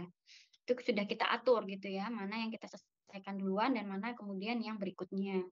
Kemudian bisa juga dengan cara membagi proyek menjadi langkah-langkah kecil. Jadi kadangkala itu kita merasa sesuatu itu terlalu berat karena kita melihatnya itu sebagai satu keseluruhan gitu ya. Padahal sebenarnya tugas-tugas itu bisa kita bagi-bagi dulu ya, kita perintil-perintil lagi, ada perintilannya, dan kemudian kita mulai dari yang kecil gitu. Ketika kita sudah melihat itu sebagai sesuatu yang sulit gitu ya, dari awal udah merasa itu sulit, pasti akan semakin menjadi tekanan dan akhirnya tidak dikerjakan dan akhirnya berlarut-larut, ditunda-tunda dan numpuk di akhir gitu ya. Tapi kalau misalnya kita berusaha untuk membagi lagi sebuah tugas yang besar ya, kita bagi-bagi gitu ya, kemudian kita lakukan dari langkah-langkah yang kecil dulu gitu ya sampai nanti sesuatu yang besar. Nah, itu juga berkaitan dengan manajemen tugas ya, membagi prioritas dan juga belajar mengelola tugas-tugas yang kita miliki. Kemudian juga ada kalanya mungkin kita mendelegasikan tanggung jawab ya. Jadi dalam kondisi-kondisi tertentu yang kemudian kita merasa sudah tidak cukup mampu gitu ya, dan kita butuh bantuan dari orang lain ya. Itu boleh saja ya, tapi juga berarti kita siap juga ketika suatu hari nanti rekan kerja kita juga butuh bantuan kita gitu ya. Jadi istilahnya simbiosis mutualisme ya. Jadi misalnya ketika dalam kondisi kita beban kerjanya sangat banyak dan kemudian kita minta bantuan kepada teman gitu ya, kita mendelegasikan tanggung jawab kita, berbagi tugas gitu ya.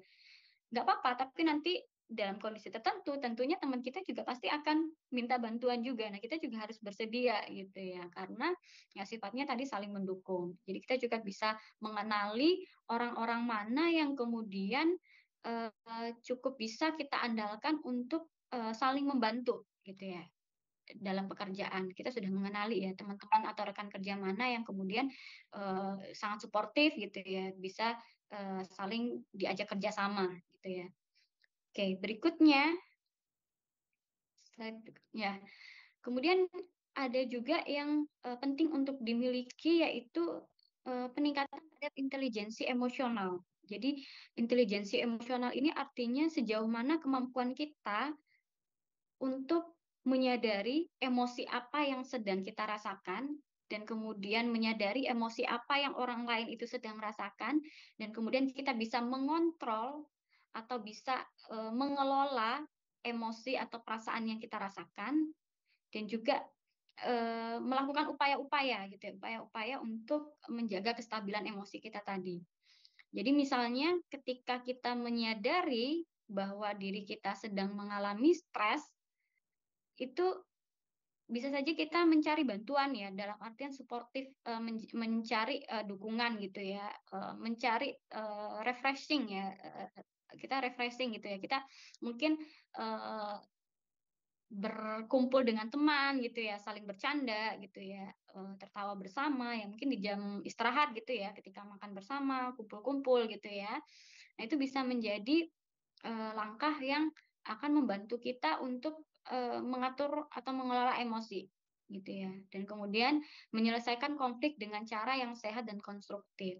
Jadi kalau misalnya dalam keseharian ya, dalam pekerjaan, tentunya mungkin ada masa di mana kita tidak sepaham, tidak sejalan dengan rekan kerja, atau ada perilaku rekan kerja yang kemudian kita tidak suka gitu ya, atau kemudian ada pergesekan-pergesekan dengan rekan kerja gitu ya. Nah, itu kita selesaikan konflik dengan cara yang sehat dan konstruktif gitu ya. Dalam artian ya kita selesaikan masalahnya, dan kemudian setelah masalah itu selesai ya udah selesai, tidak membawa dendam, tidak membawa apa ya, masalah, semuanya dilepas gitu ya. Jadi dikomunikasikan secara terbuka, kemudian selesai, ketika udah selesai, selesai di situ gitu ya, tidak berlarut-larut. Jadi dalam menyelesaikan konflik pun kita usahakan untuk secara sehat dan konstruktif. Kemudian juga bisa kita lakukan ya cara mengurangi dan mengelola stres itu dengan menghilangkan kebiasaan buruk. Ya, kebiasaan buruk itu misalnya seperti apa? Terlalu perfeksionisme ya. Jadi kita nggak pernah berharap untuk semua pekerjaan kita itu harus perfect gitu ya. Yang penting adalah kita melakukan dan menjaga kualitas kerja ya. Jangan sampai kualitas kerja kita itu di bawah rata-rata gitu ya. Jadi tidak terlalu berharap perfeksionisme, kita kerjakan apa yang bisa kita kerjakan dengan seoptimal yang kita bisa ya.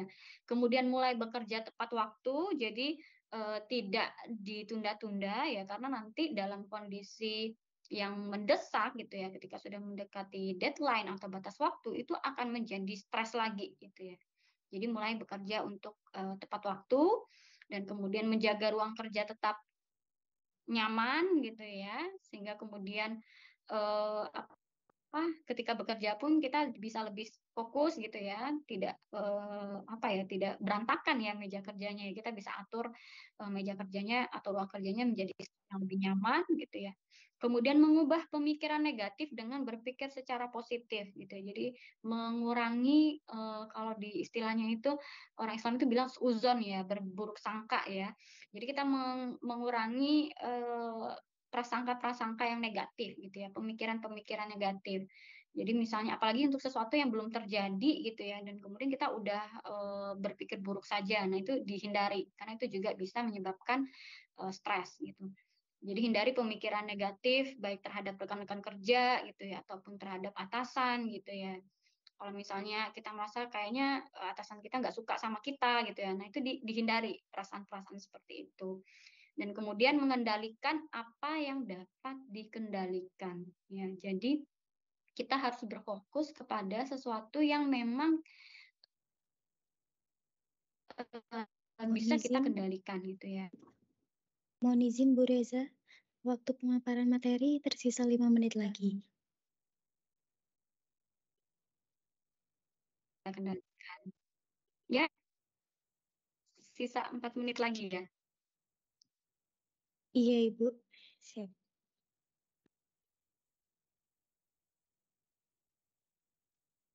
Oke.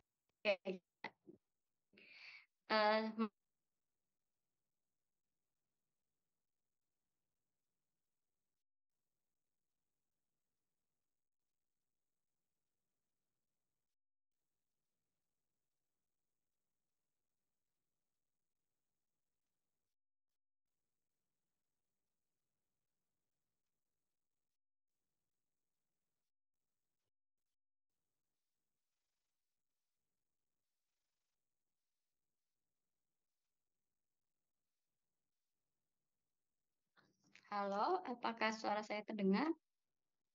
Ya. Siap, sudah terdengar Ibu Ya. Reza. Oh ya, baik. 3 menit lagi ya kurang lebih. Iya, betul Ibu. Iya, baik. Next slide.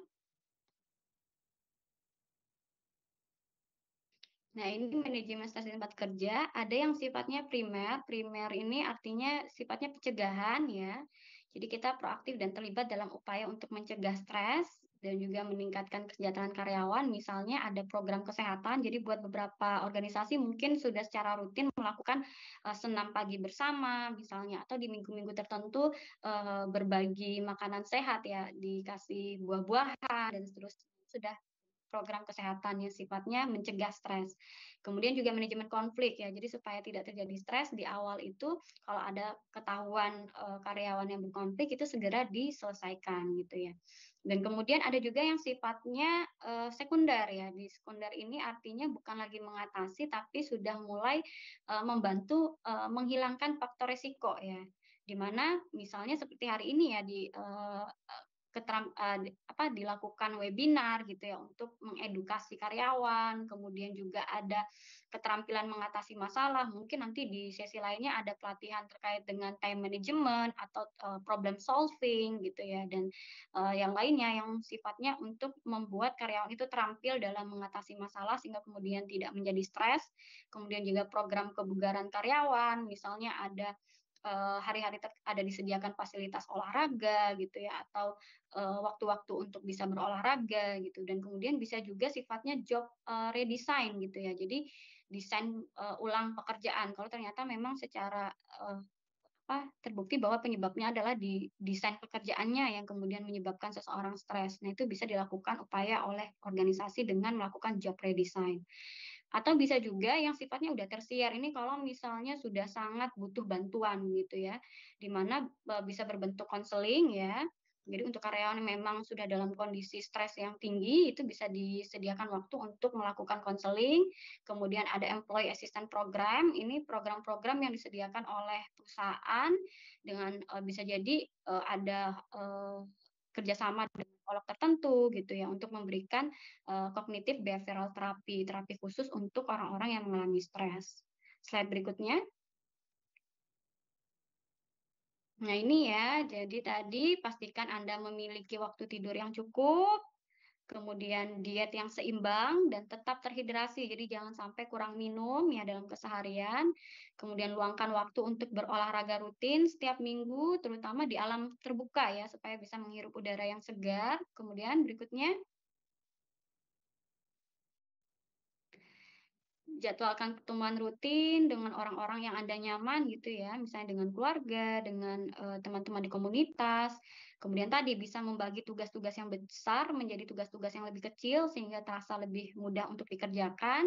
Menjaga lingkungan kerja biar tetap rapi, mengalokasikan waktu untuk makan siang. Jadi waktu makan siang ya memang digunakan untuk makan siang gitu ya. Kemudian alokasikan waktu untuk relaksasi. Jadi kalau misalnya terlalu capek duduk seharian bisa jalan-jalan sebentar, berdiri gitu atau mendengarkan musik gitu ya di jam istirahat.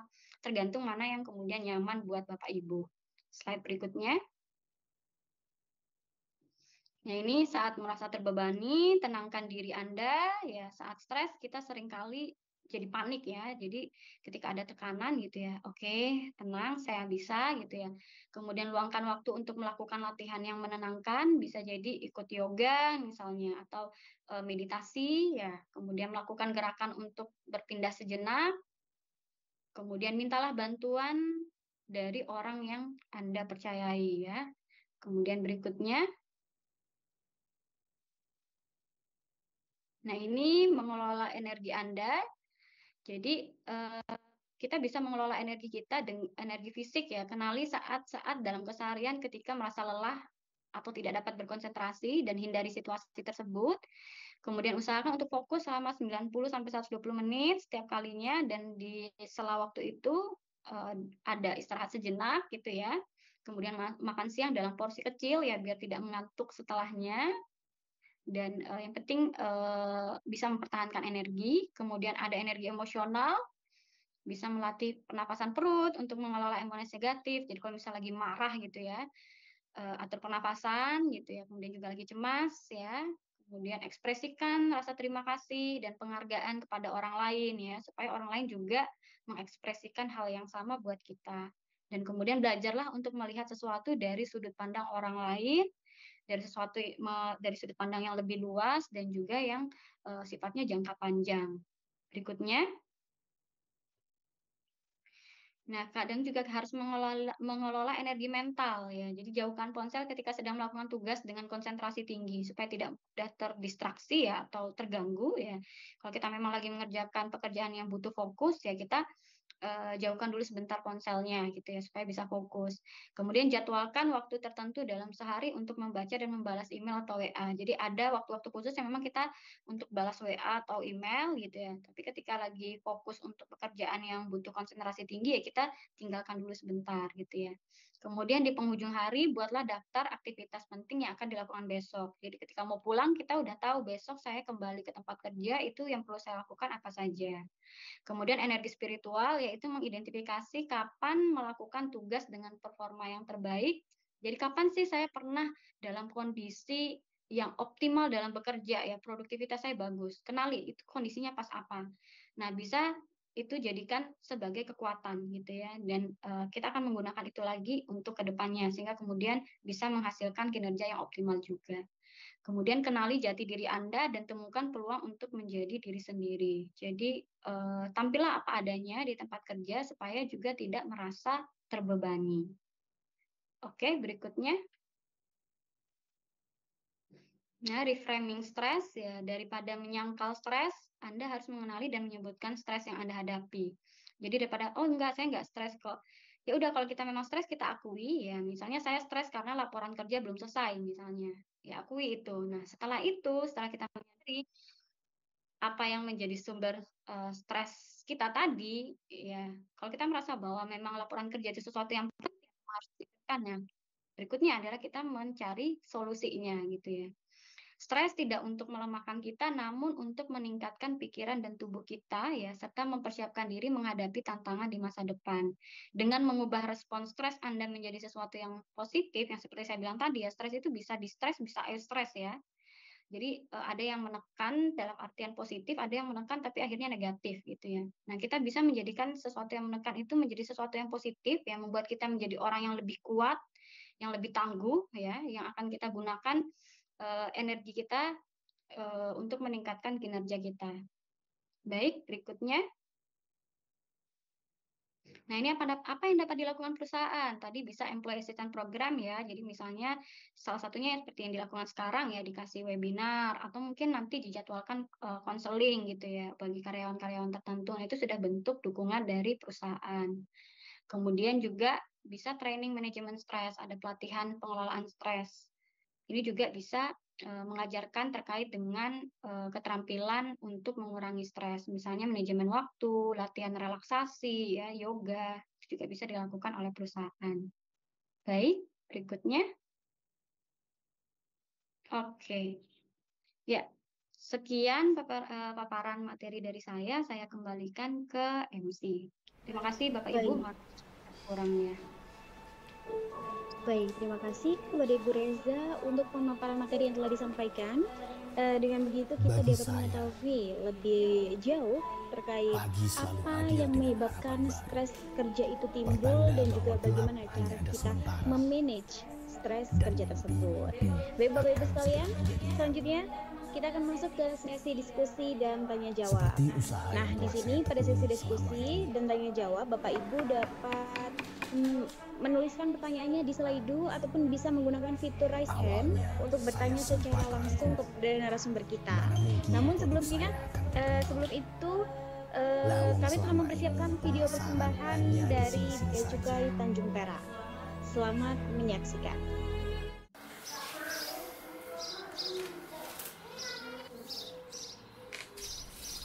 Rumah sakit putih.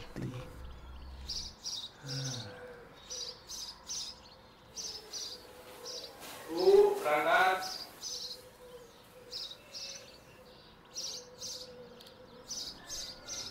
Ya, beliin aku sepeda kok ya.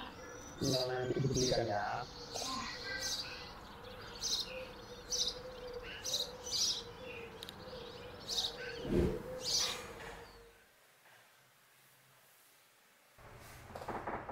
Permisi Pak. Oh ya, silakan Pak. Ya, dari kita depan Pak. Ini Pak, saya ada permohonan buka blogge Pak. Dari kemarin nggak selesai. Kami cek dulu ya Pak. Ini sudah selesai Pak, nih dokumennya. Alhamdulillah. Terima kasih banyak ya Pak. Yang akhirnya perusahaan saya bisa jalan lagi Pak. Ini ada titipan sedikit Pak dari kantor Pak. Lalu Pak? Nggak diterima aja Pak. Pak, ini jodoh Pak. Pak.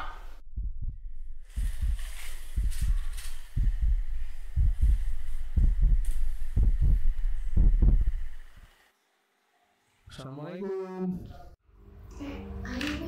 Aneh bawa sepeda.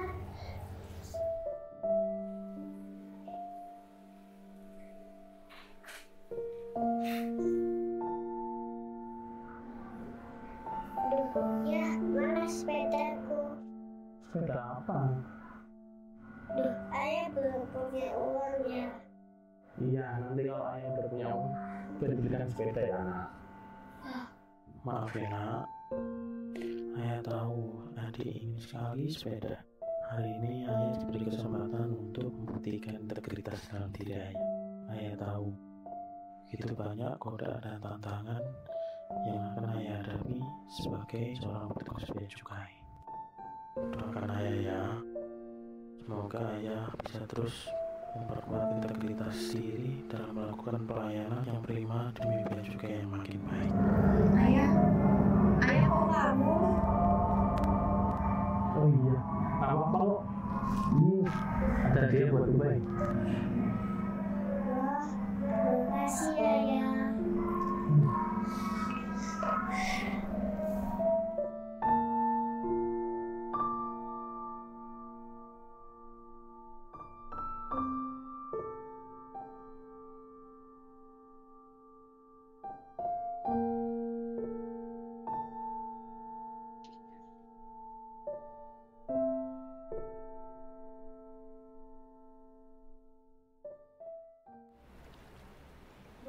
Boleh kita beri tepuk tangan untuk integritas dari Ayah Ubay. Baik Bapak Ibu sekalian. Selanjutnya kita masuk ke sesi diskusi dan tanya jawab. Belum ada peserta yang raise hand ya. Jadi mungkin kita akan membacakan pertanyaan dari slide dulu. Saya akan bacakan pertanyaan teratas. Pertanyaan yang pertama, apakah ada hubungannya terkait dengan beban, kepuasan, dan insentif kerja dengan tingkat stres? Bagaimana solusinya jika tidak semua tempat tugas bisa memberikan hal-hal tersebut proporsionally? Ya, seperti itu. Baik, kepada Ibu Reza, mungkin dapat menjawab pertanyaan pertama.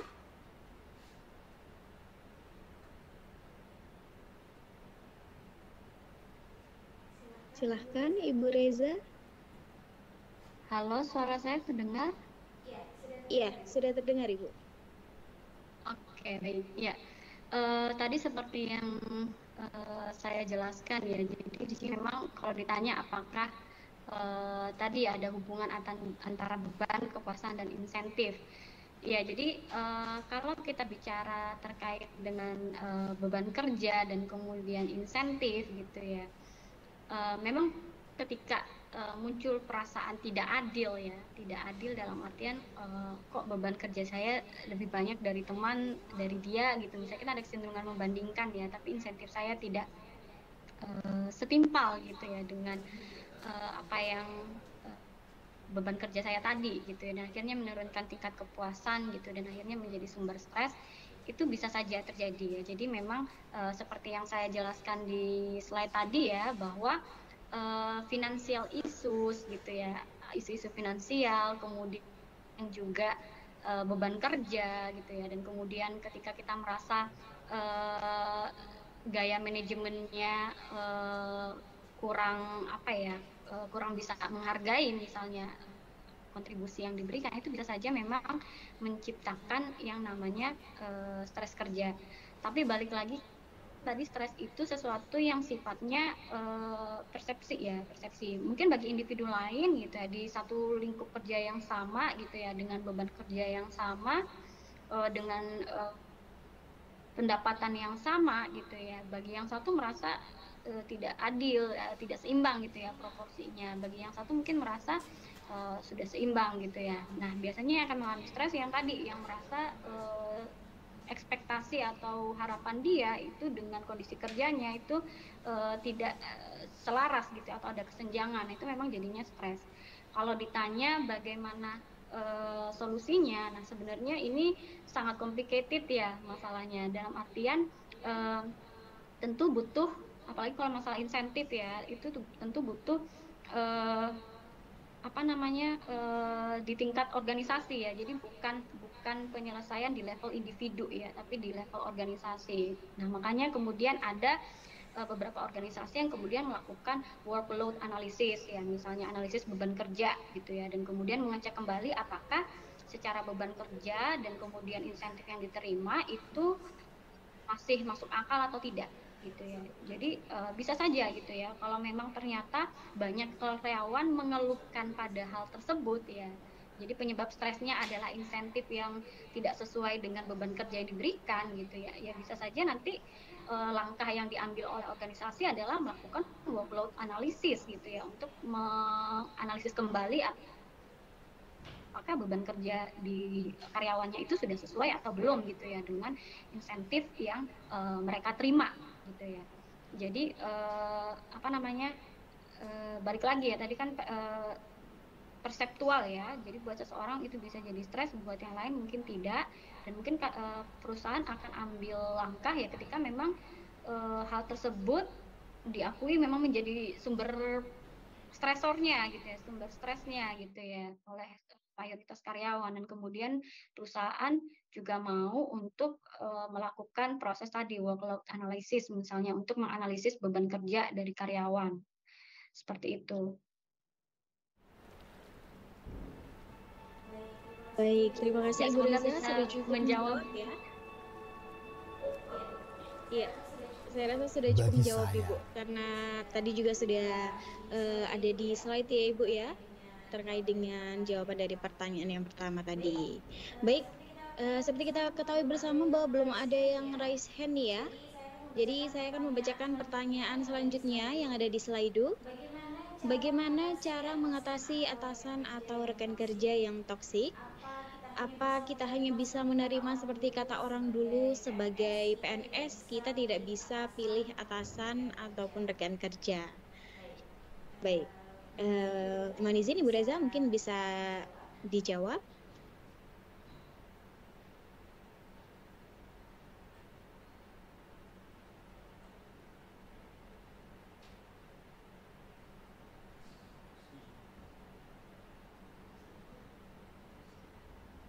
Ibu Reza, apakah masih bersama kami?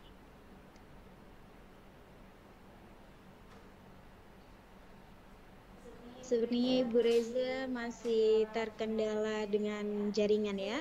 Baik Bapak Ibu sekalian, kami ingatkan kembali kepada Bapak Ibu sekalian untuk tidak lupa mengisi presensi pada link yang tertera pada kolom chat. Dan Bapak Ibu juga dapat menuliskan pertanyaan terkait dengan materi yang telah dipaparkan oleh narasumber kita melalui Slido ataupun melalui fitur raise hand.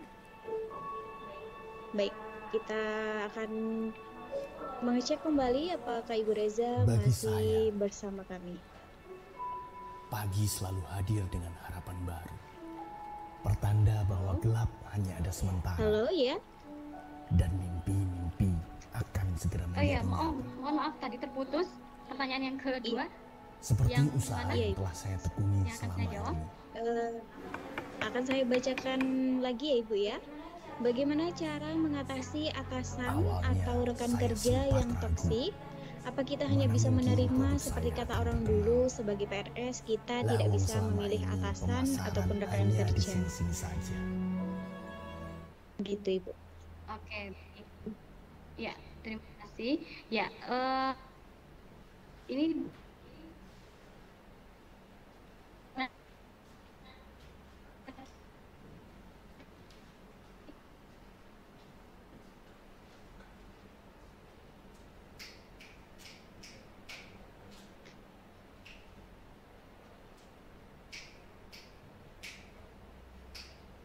Mohon maaf Ibu Reza, mungkin masih terkendala dengan jaringan.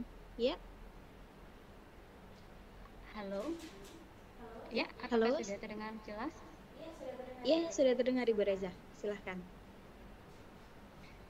Ya, jadi yang pertama ya kita mengkomunikasikan dulu ya secara langsung gitu ya. Kalau misalnya ke rekan kerja, kalau misalnya ada perilaku mereka yang kita rasa kurang membuat nyaman gitu ya, ya kita bisa utarakan gitu ya, dalam artian kita ya secara terbuka gitu ya, sukanya tidak sukanya yang di bagian mana gitu ya. Dan kemudian juga kalau misalnya sudah dalam kondisi tadi ya, apa kita sudah bilang kemudian tetap juga berulang gitu ya, yang bisa saja ya kita mulai mencari bantuan pihak ketiga gitu ya, pihak ketiga di mana mungkin yang bisa membantu untuk menangani konflik tadi gitu ya. Atau bisa juga ya mungkin kita fokus ke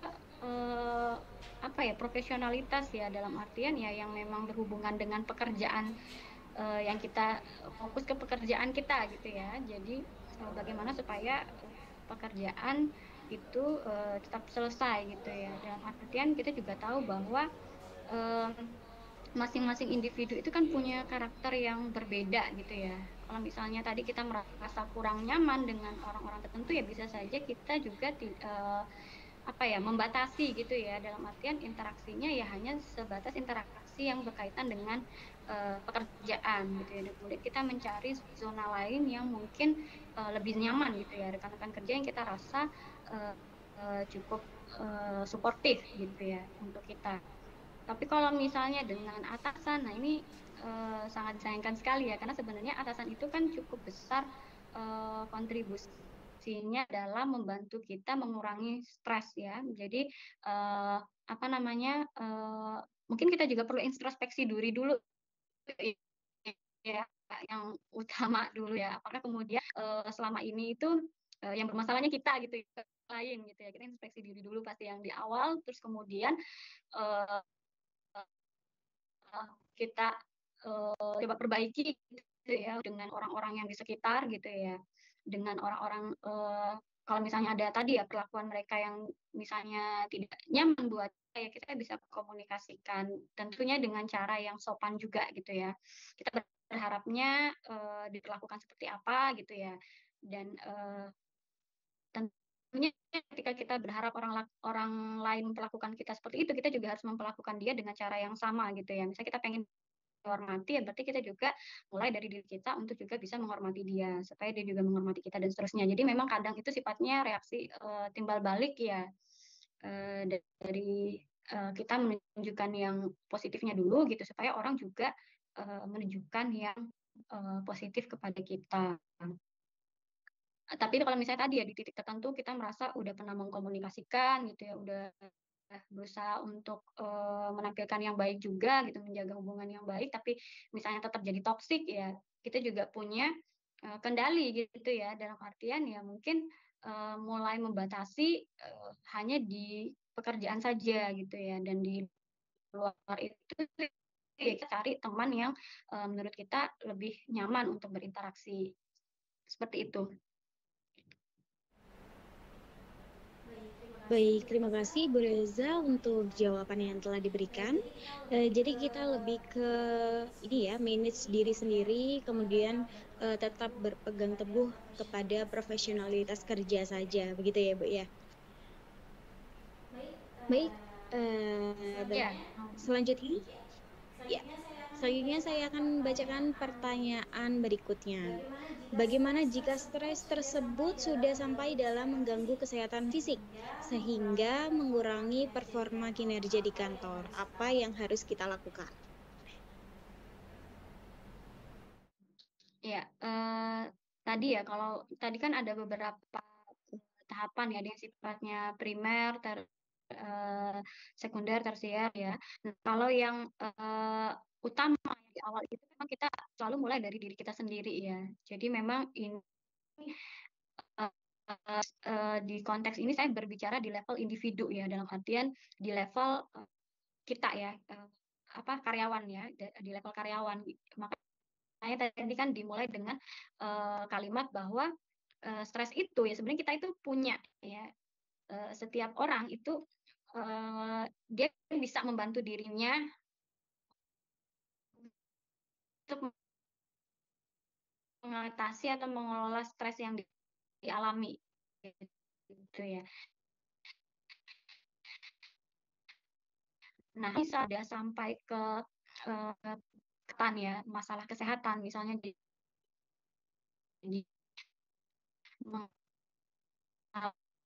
mengalami kita memang jadinya butuh tenaga profesional. Tapi sebelum itu biasanya kalau di psikologi itu ada assessment-nya dulu. Jadi ada proses terhadap stres ya. Orang-orang dengan level yang berbeda ya. Jadi ada yang mungkin stresnya masih sedang gitu, yang masih bisa tertangani, yang dia bisa melakukan upaya yang sifatnya dengan dirinya sendiri gitu ya. Tadi kayak jaga makan, pola tidur gitu dan lain-lain. Nah, tapi ada juga orang yang mungkin sudah di level yang stresnya udah cukup tinggi gitu ya, sehingga kemudian butuh penanganan dari tenaga profesional. Biasanya kalau yang dari hasil asesmen itu sudah menunjukkan dia di level yang sangat tinggi, itu akan dirujuk untuk ke psikolog gitu ya untuk dirujuk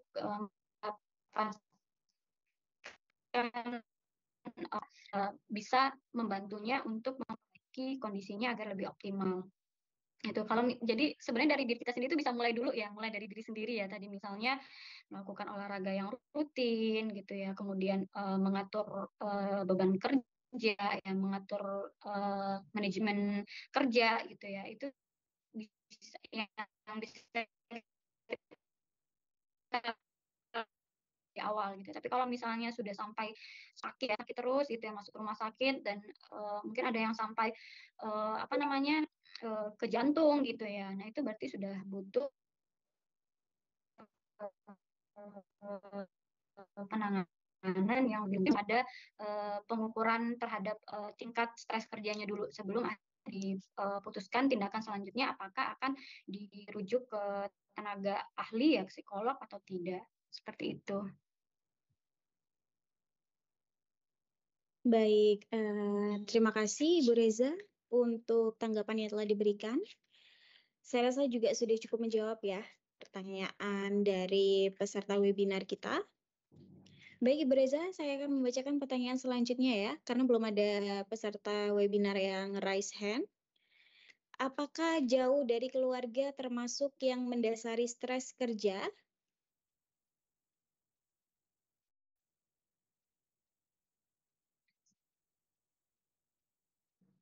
Ya, baik. Suara saya masih terdengar? Ya, sudah Ibu. Halo? Halo ya, sudah terdengar Ibu Apakah Reza? jauh dari keluarga termasuk stres kerja gitu ya? Sebenarnya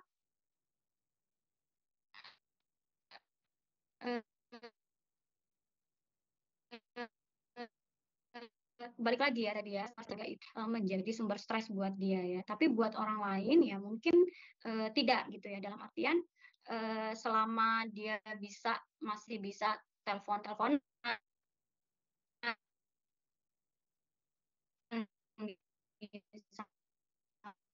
ya, suaminya dan kemudian masih bisa punya quality time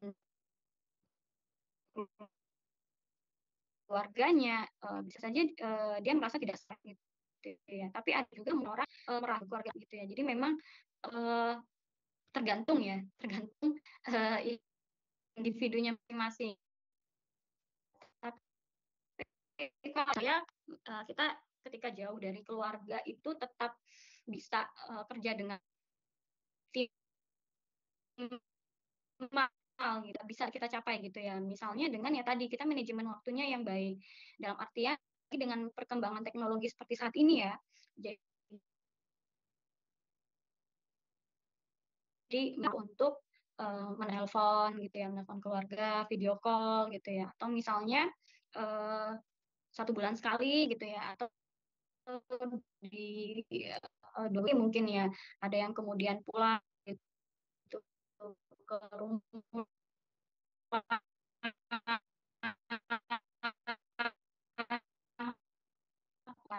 quality time ya dalam artian secara kuantitas waktu itu kita memang sedikit sekali waktu yang kita habiskan bersama keluarga misalnya. Tapi bagaimana caranya memaksimalkan waktu-waktu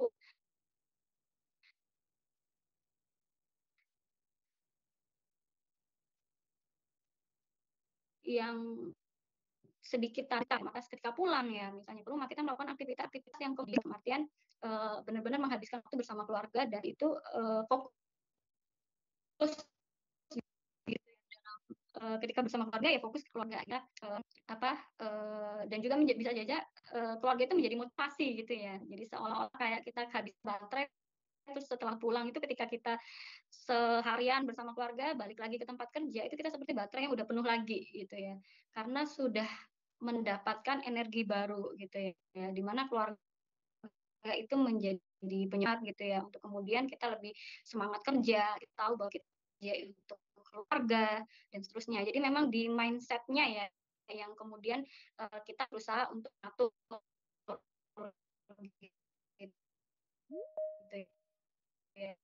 Dan juga bagaimana kita gitu ya, bahwa kita kerja jauh itu demi mereka misalnya, atau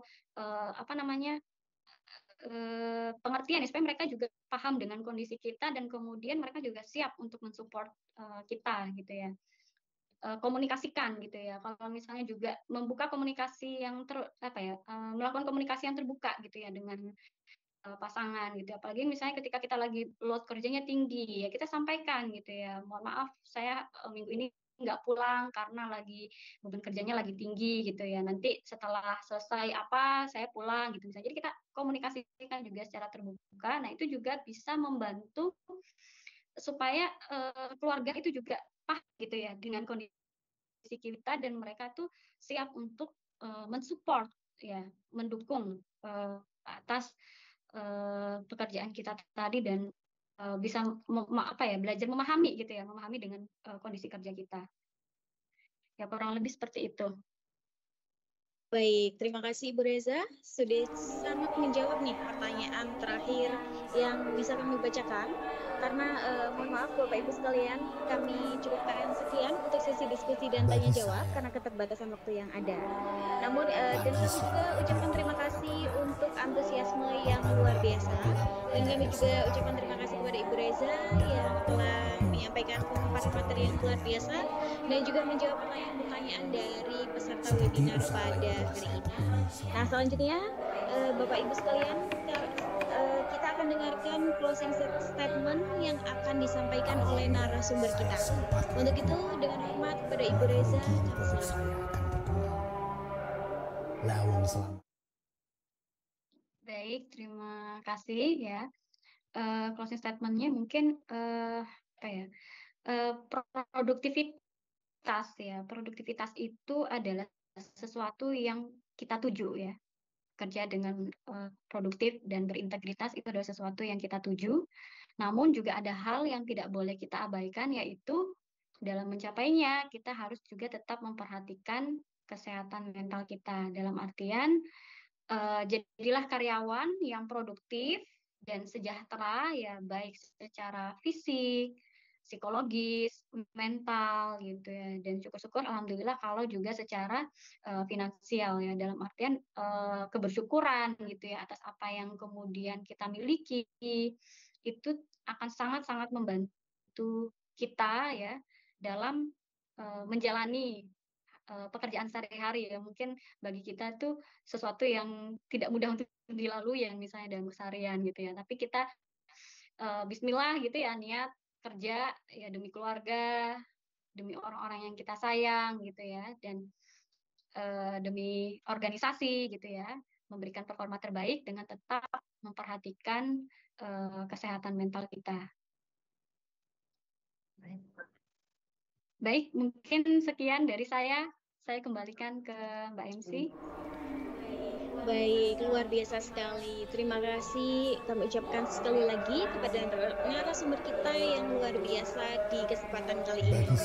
Baik Bapak Ibu sekalian, selanjutnya mari kita abadikan momen yang luar biasa ini. Silakan bersiap untuk tim dokumentasi.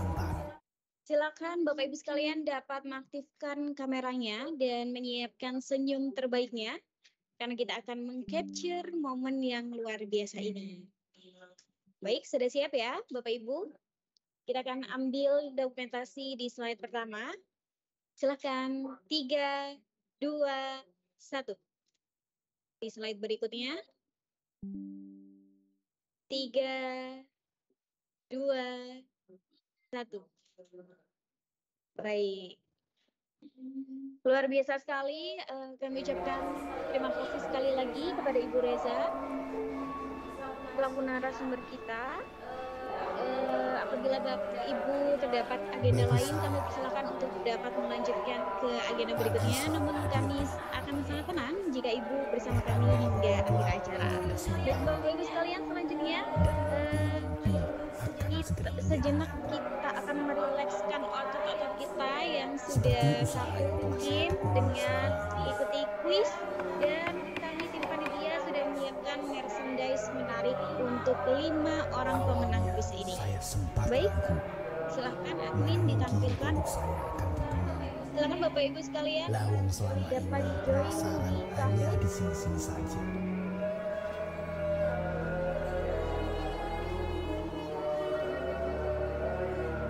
Bahkan saya hampir Sudah tampil di layar Bapak Ibu sekalian. Kemudian mengisikan nama, mungkin bisa nama asli ya, jadi nanti akan lebih memudahkan panitia untuk mendistribusikan merchandise menarik jika Bapak Ibu sekalian berhasil memenangkan kuis pada kesempatan kali ini. Telah bergabung bersama kami di kuis ada Ningrum, hai Hanif Afandi, hai lagi Tor, AAF, Pribadi, kemudian Agus. Telah bergabung bersama kami 11 orang. Ditunggu lagi untuk 109 orang lagi.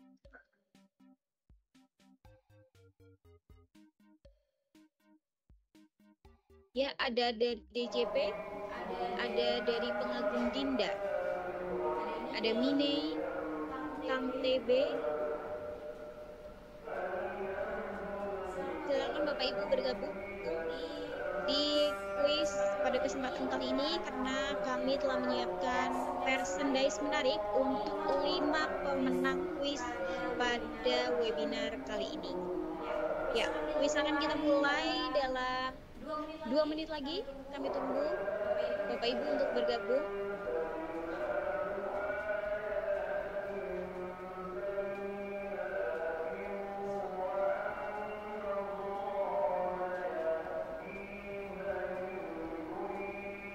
Ya, 1 menit lagi. Misalkan kita mulai dalam 1 menit lagi. Ya, ada Mr. G, Yono, halo, Jiwa Terindah.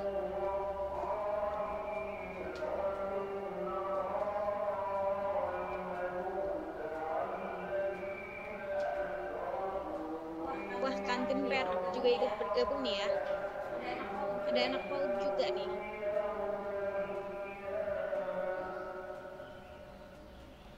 Ya, misalkan kita mulai ya, Bapak Ibu. Silahkan admin. Misalkan kita mulai dalam 3, 2, 1.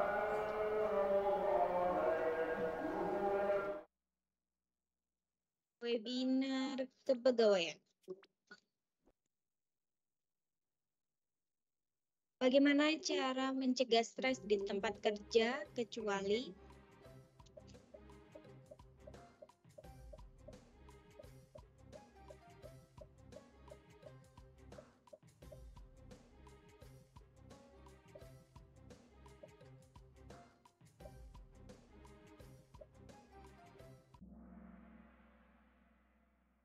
ya, ada 29 orang berhasil menjawab dengan jawaban yang tepat, yaitu healing setiap saat. Jadi kecuali ya Bapak Ibu ya.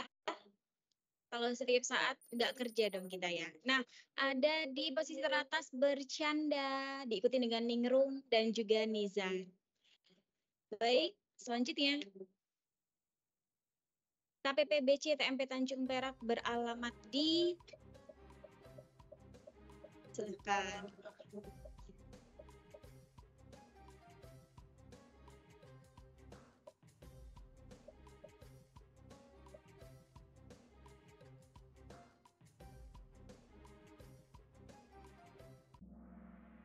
Ya, ada 37 orang yang berhasil menjawab. Hanya ada satu ya, mungkin kesasar ya Bapak ya, ke kantor sebelah atau kemana itu ya.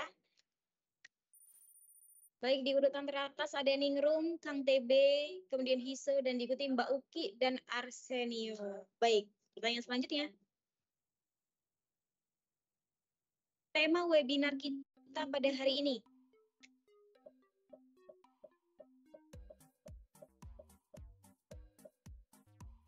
Pasti yang mengikuti dari awal hingga akhir menjawab dengan cepat dan tepat nih.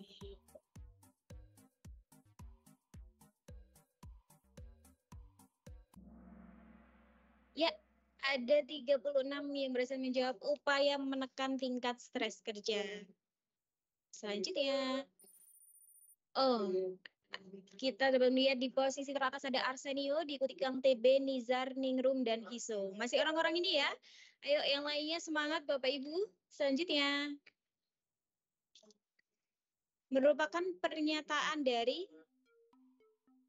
kondisi kerja yang penuh tekanan, job stress, memiliki pengaruh langsung terhadap keselamatan dan kesehatan pekerja. Merupakan pernyataan dari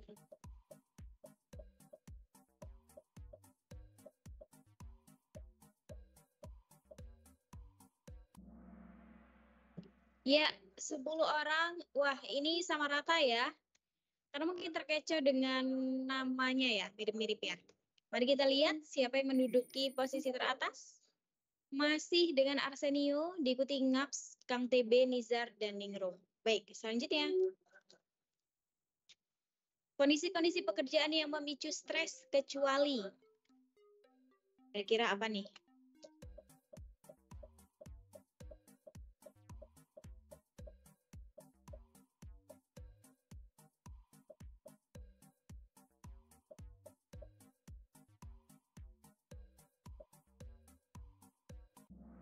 Dan jawabannya adalah gaya hidup. 18 orang berhasil menjawab dengan benar. Kita lihat nih peringkat. Ya, menduduki peringkat teratas di Ningrum, Arsenio, Pribadi, dan juga Bintang. Baik, selanjutnya.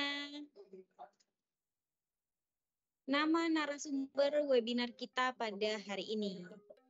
Nah, sudah terpampang nih fotonya. Siapa ya kira-kira namanya? Apakah Ibu Reza Artamevia atau Lydia Sari Reza atau siapa ya?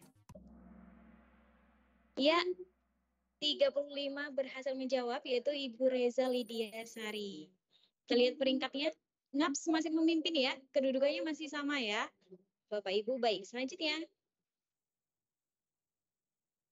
Merupakan pengertian dari perubahan kognitif dan tingkah laku yang terus-menerus dilakukan individu untuk mengatasi situasi stres atau tuntutan yang membebani secara emosional. Merupakan pengertian dari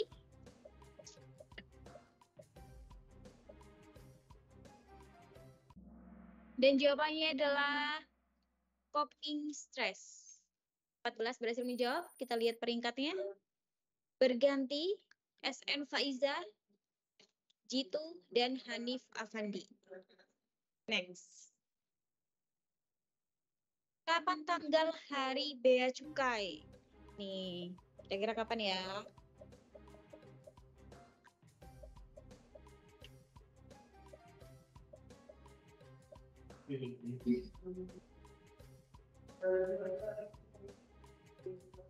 Ya, satu lagi. Ya, 1 Oktober. 26 orang berhasil menjawab dengan benar. Ngaps masih tetap memimpin dengan posisi 5. Masih sama ya Bapak Ibu ya. Kita ke pertanyaan selanjutnya. Siapakah tokoh psikologi dunia kecuali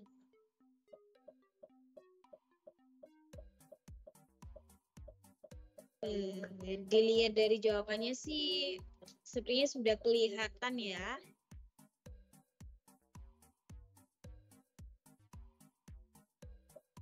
Dan jawabannya adalah Wilhelm Wundt. Ya, tidak ada yang ini ya, benar ya menjawab ya. Rata-rata menjawab Albert Einstein. Ya, peringkatnya masih tetap ya Bapak Ibu ya. Kita ke pertanyaan selanjutnya. Nah, pertanyaan terakhir. Pada tahun ini memperingati Hari Bea Cukai keberapa? Nah, tujuan diadakan webinar ini adalah salah satu dari peringatan Hari Bea Cukai ini, Bapak Ibu sekalian. Kira-kira Hari Bea Cukai keberapa ya? Saya kasih clue angka kembar ya. Dan jawabannya adalah 77. Ya, 25 peserta berhasil menjawab. Kita lihat peringkatnya. Kira-kira siapa nih? 5 teratas. Oh, kita lihat 3 teratas terlebih dahulu ya. Ada Ngaps di posisi ketiga, ada SN Faiza di posisi kedua, dan 7197 di posisi ada Ningrum di posisi pertama. Selamat kepada 3 posisi teratas, dan ada juga di posisi keempat Jitu, dan di posisi kelima Hanif ya. Ya. Kami nanti panitia akan menghubungi Bapak Ibu sekalian. Terbalik ya, Bapak Ibu sekalian menghubungi panitia, karena di sini di posisi ketiga ada Ngaps. Kita nggak tahu nih siapa nih Ngaps. Ya, silakan menghubungi panitia untuk mendapatkan merchandise menariknya. Baik, kami ucapkan terima kasih kepada Bapak Ibu sekalian untuk antusiasme yang luar biasa, dan kami juga ucapkan terima kasih sekali lagi kepada Ibu Reza selaku narasumber kita yang luar biasa pada hari ini. Kami ucapkan tak terasa dari pagi hingga siang hari ini bersama Bapak Ibu sekalian kita telah mengikuti webinar yang terkait dengan pengalaman stres. Semoga acara ini akan membawa manfaat bagi kita semua untuk kedepannya, dan tentunya dalam memanage stres dalam bekerja, sehingga dapat memberikan performa terbaik untuk mengabdi pada negeri tercinta. Akhir kata, saya Winda mewakili segenap panitia yang bertugas pamit undur diri, dan kami mohon maaf apabila dalam penyelenggaraan acara ini terdapat hal-hal yang kurang berkenan. Jika terdiri di awal ada pantun, saya juga menutup dengan pantun ya Bapak Ibu. Siang-siang makan buah kue ini cocok jadi minuman. Cukup sekian pertemuan kali ini, sampai jumpa di kemudian. Wassalamualaikum warahmatullahi wabarakatuh.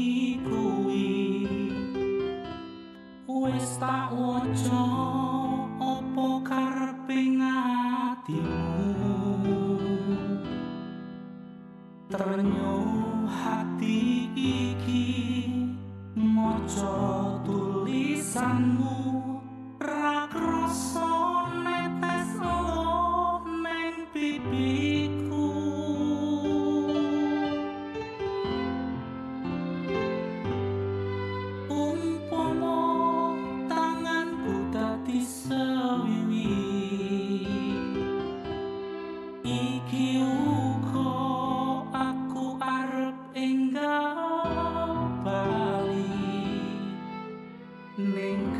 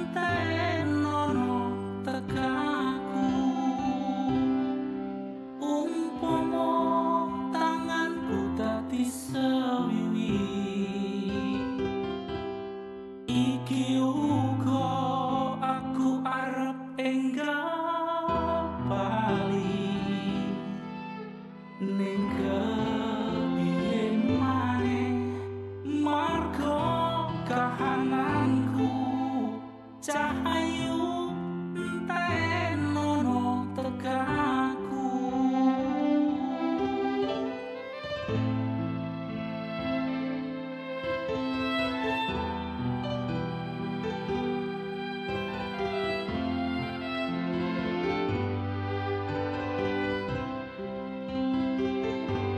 Ramai itu sapa wong sing ora kangen, adoh bojo pengen turu angel merem.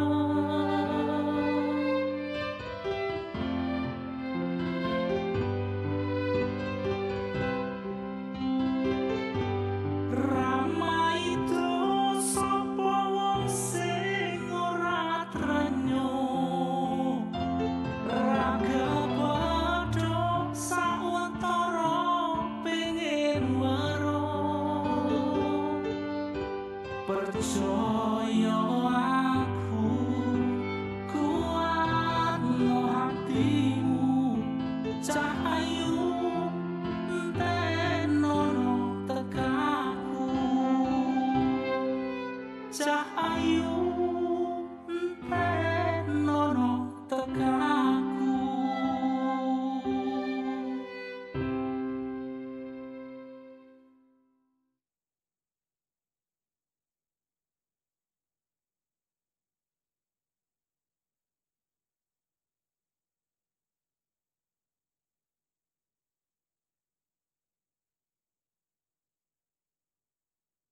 Di grup ini kantor Banjarmasin. Baik Bapak Ibu, Zoom meeting Teams akan kita akhiri dalam 3, 2, 1.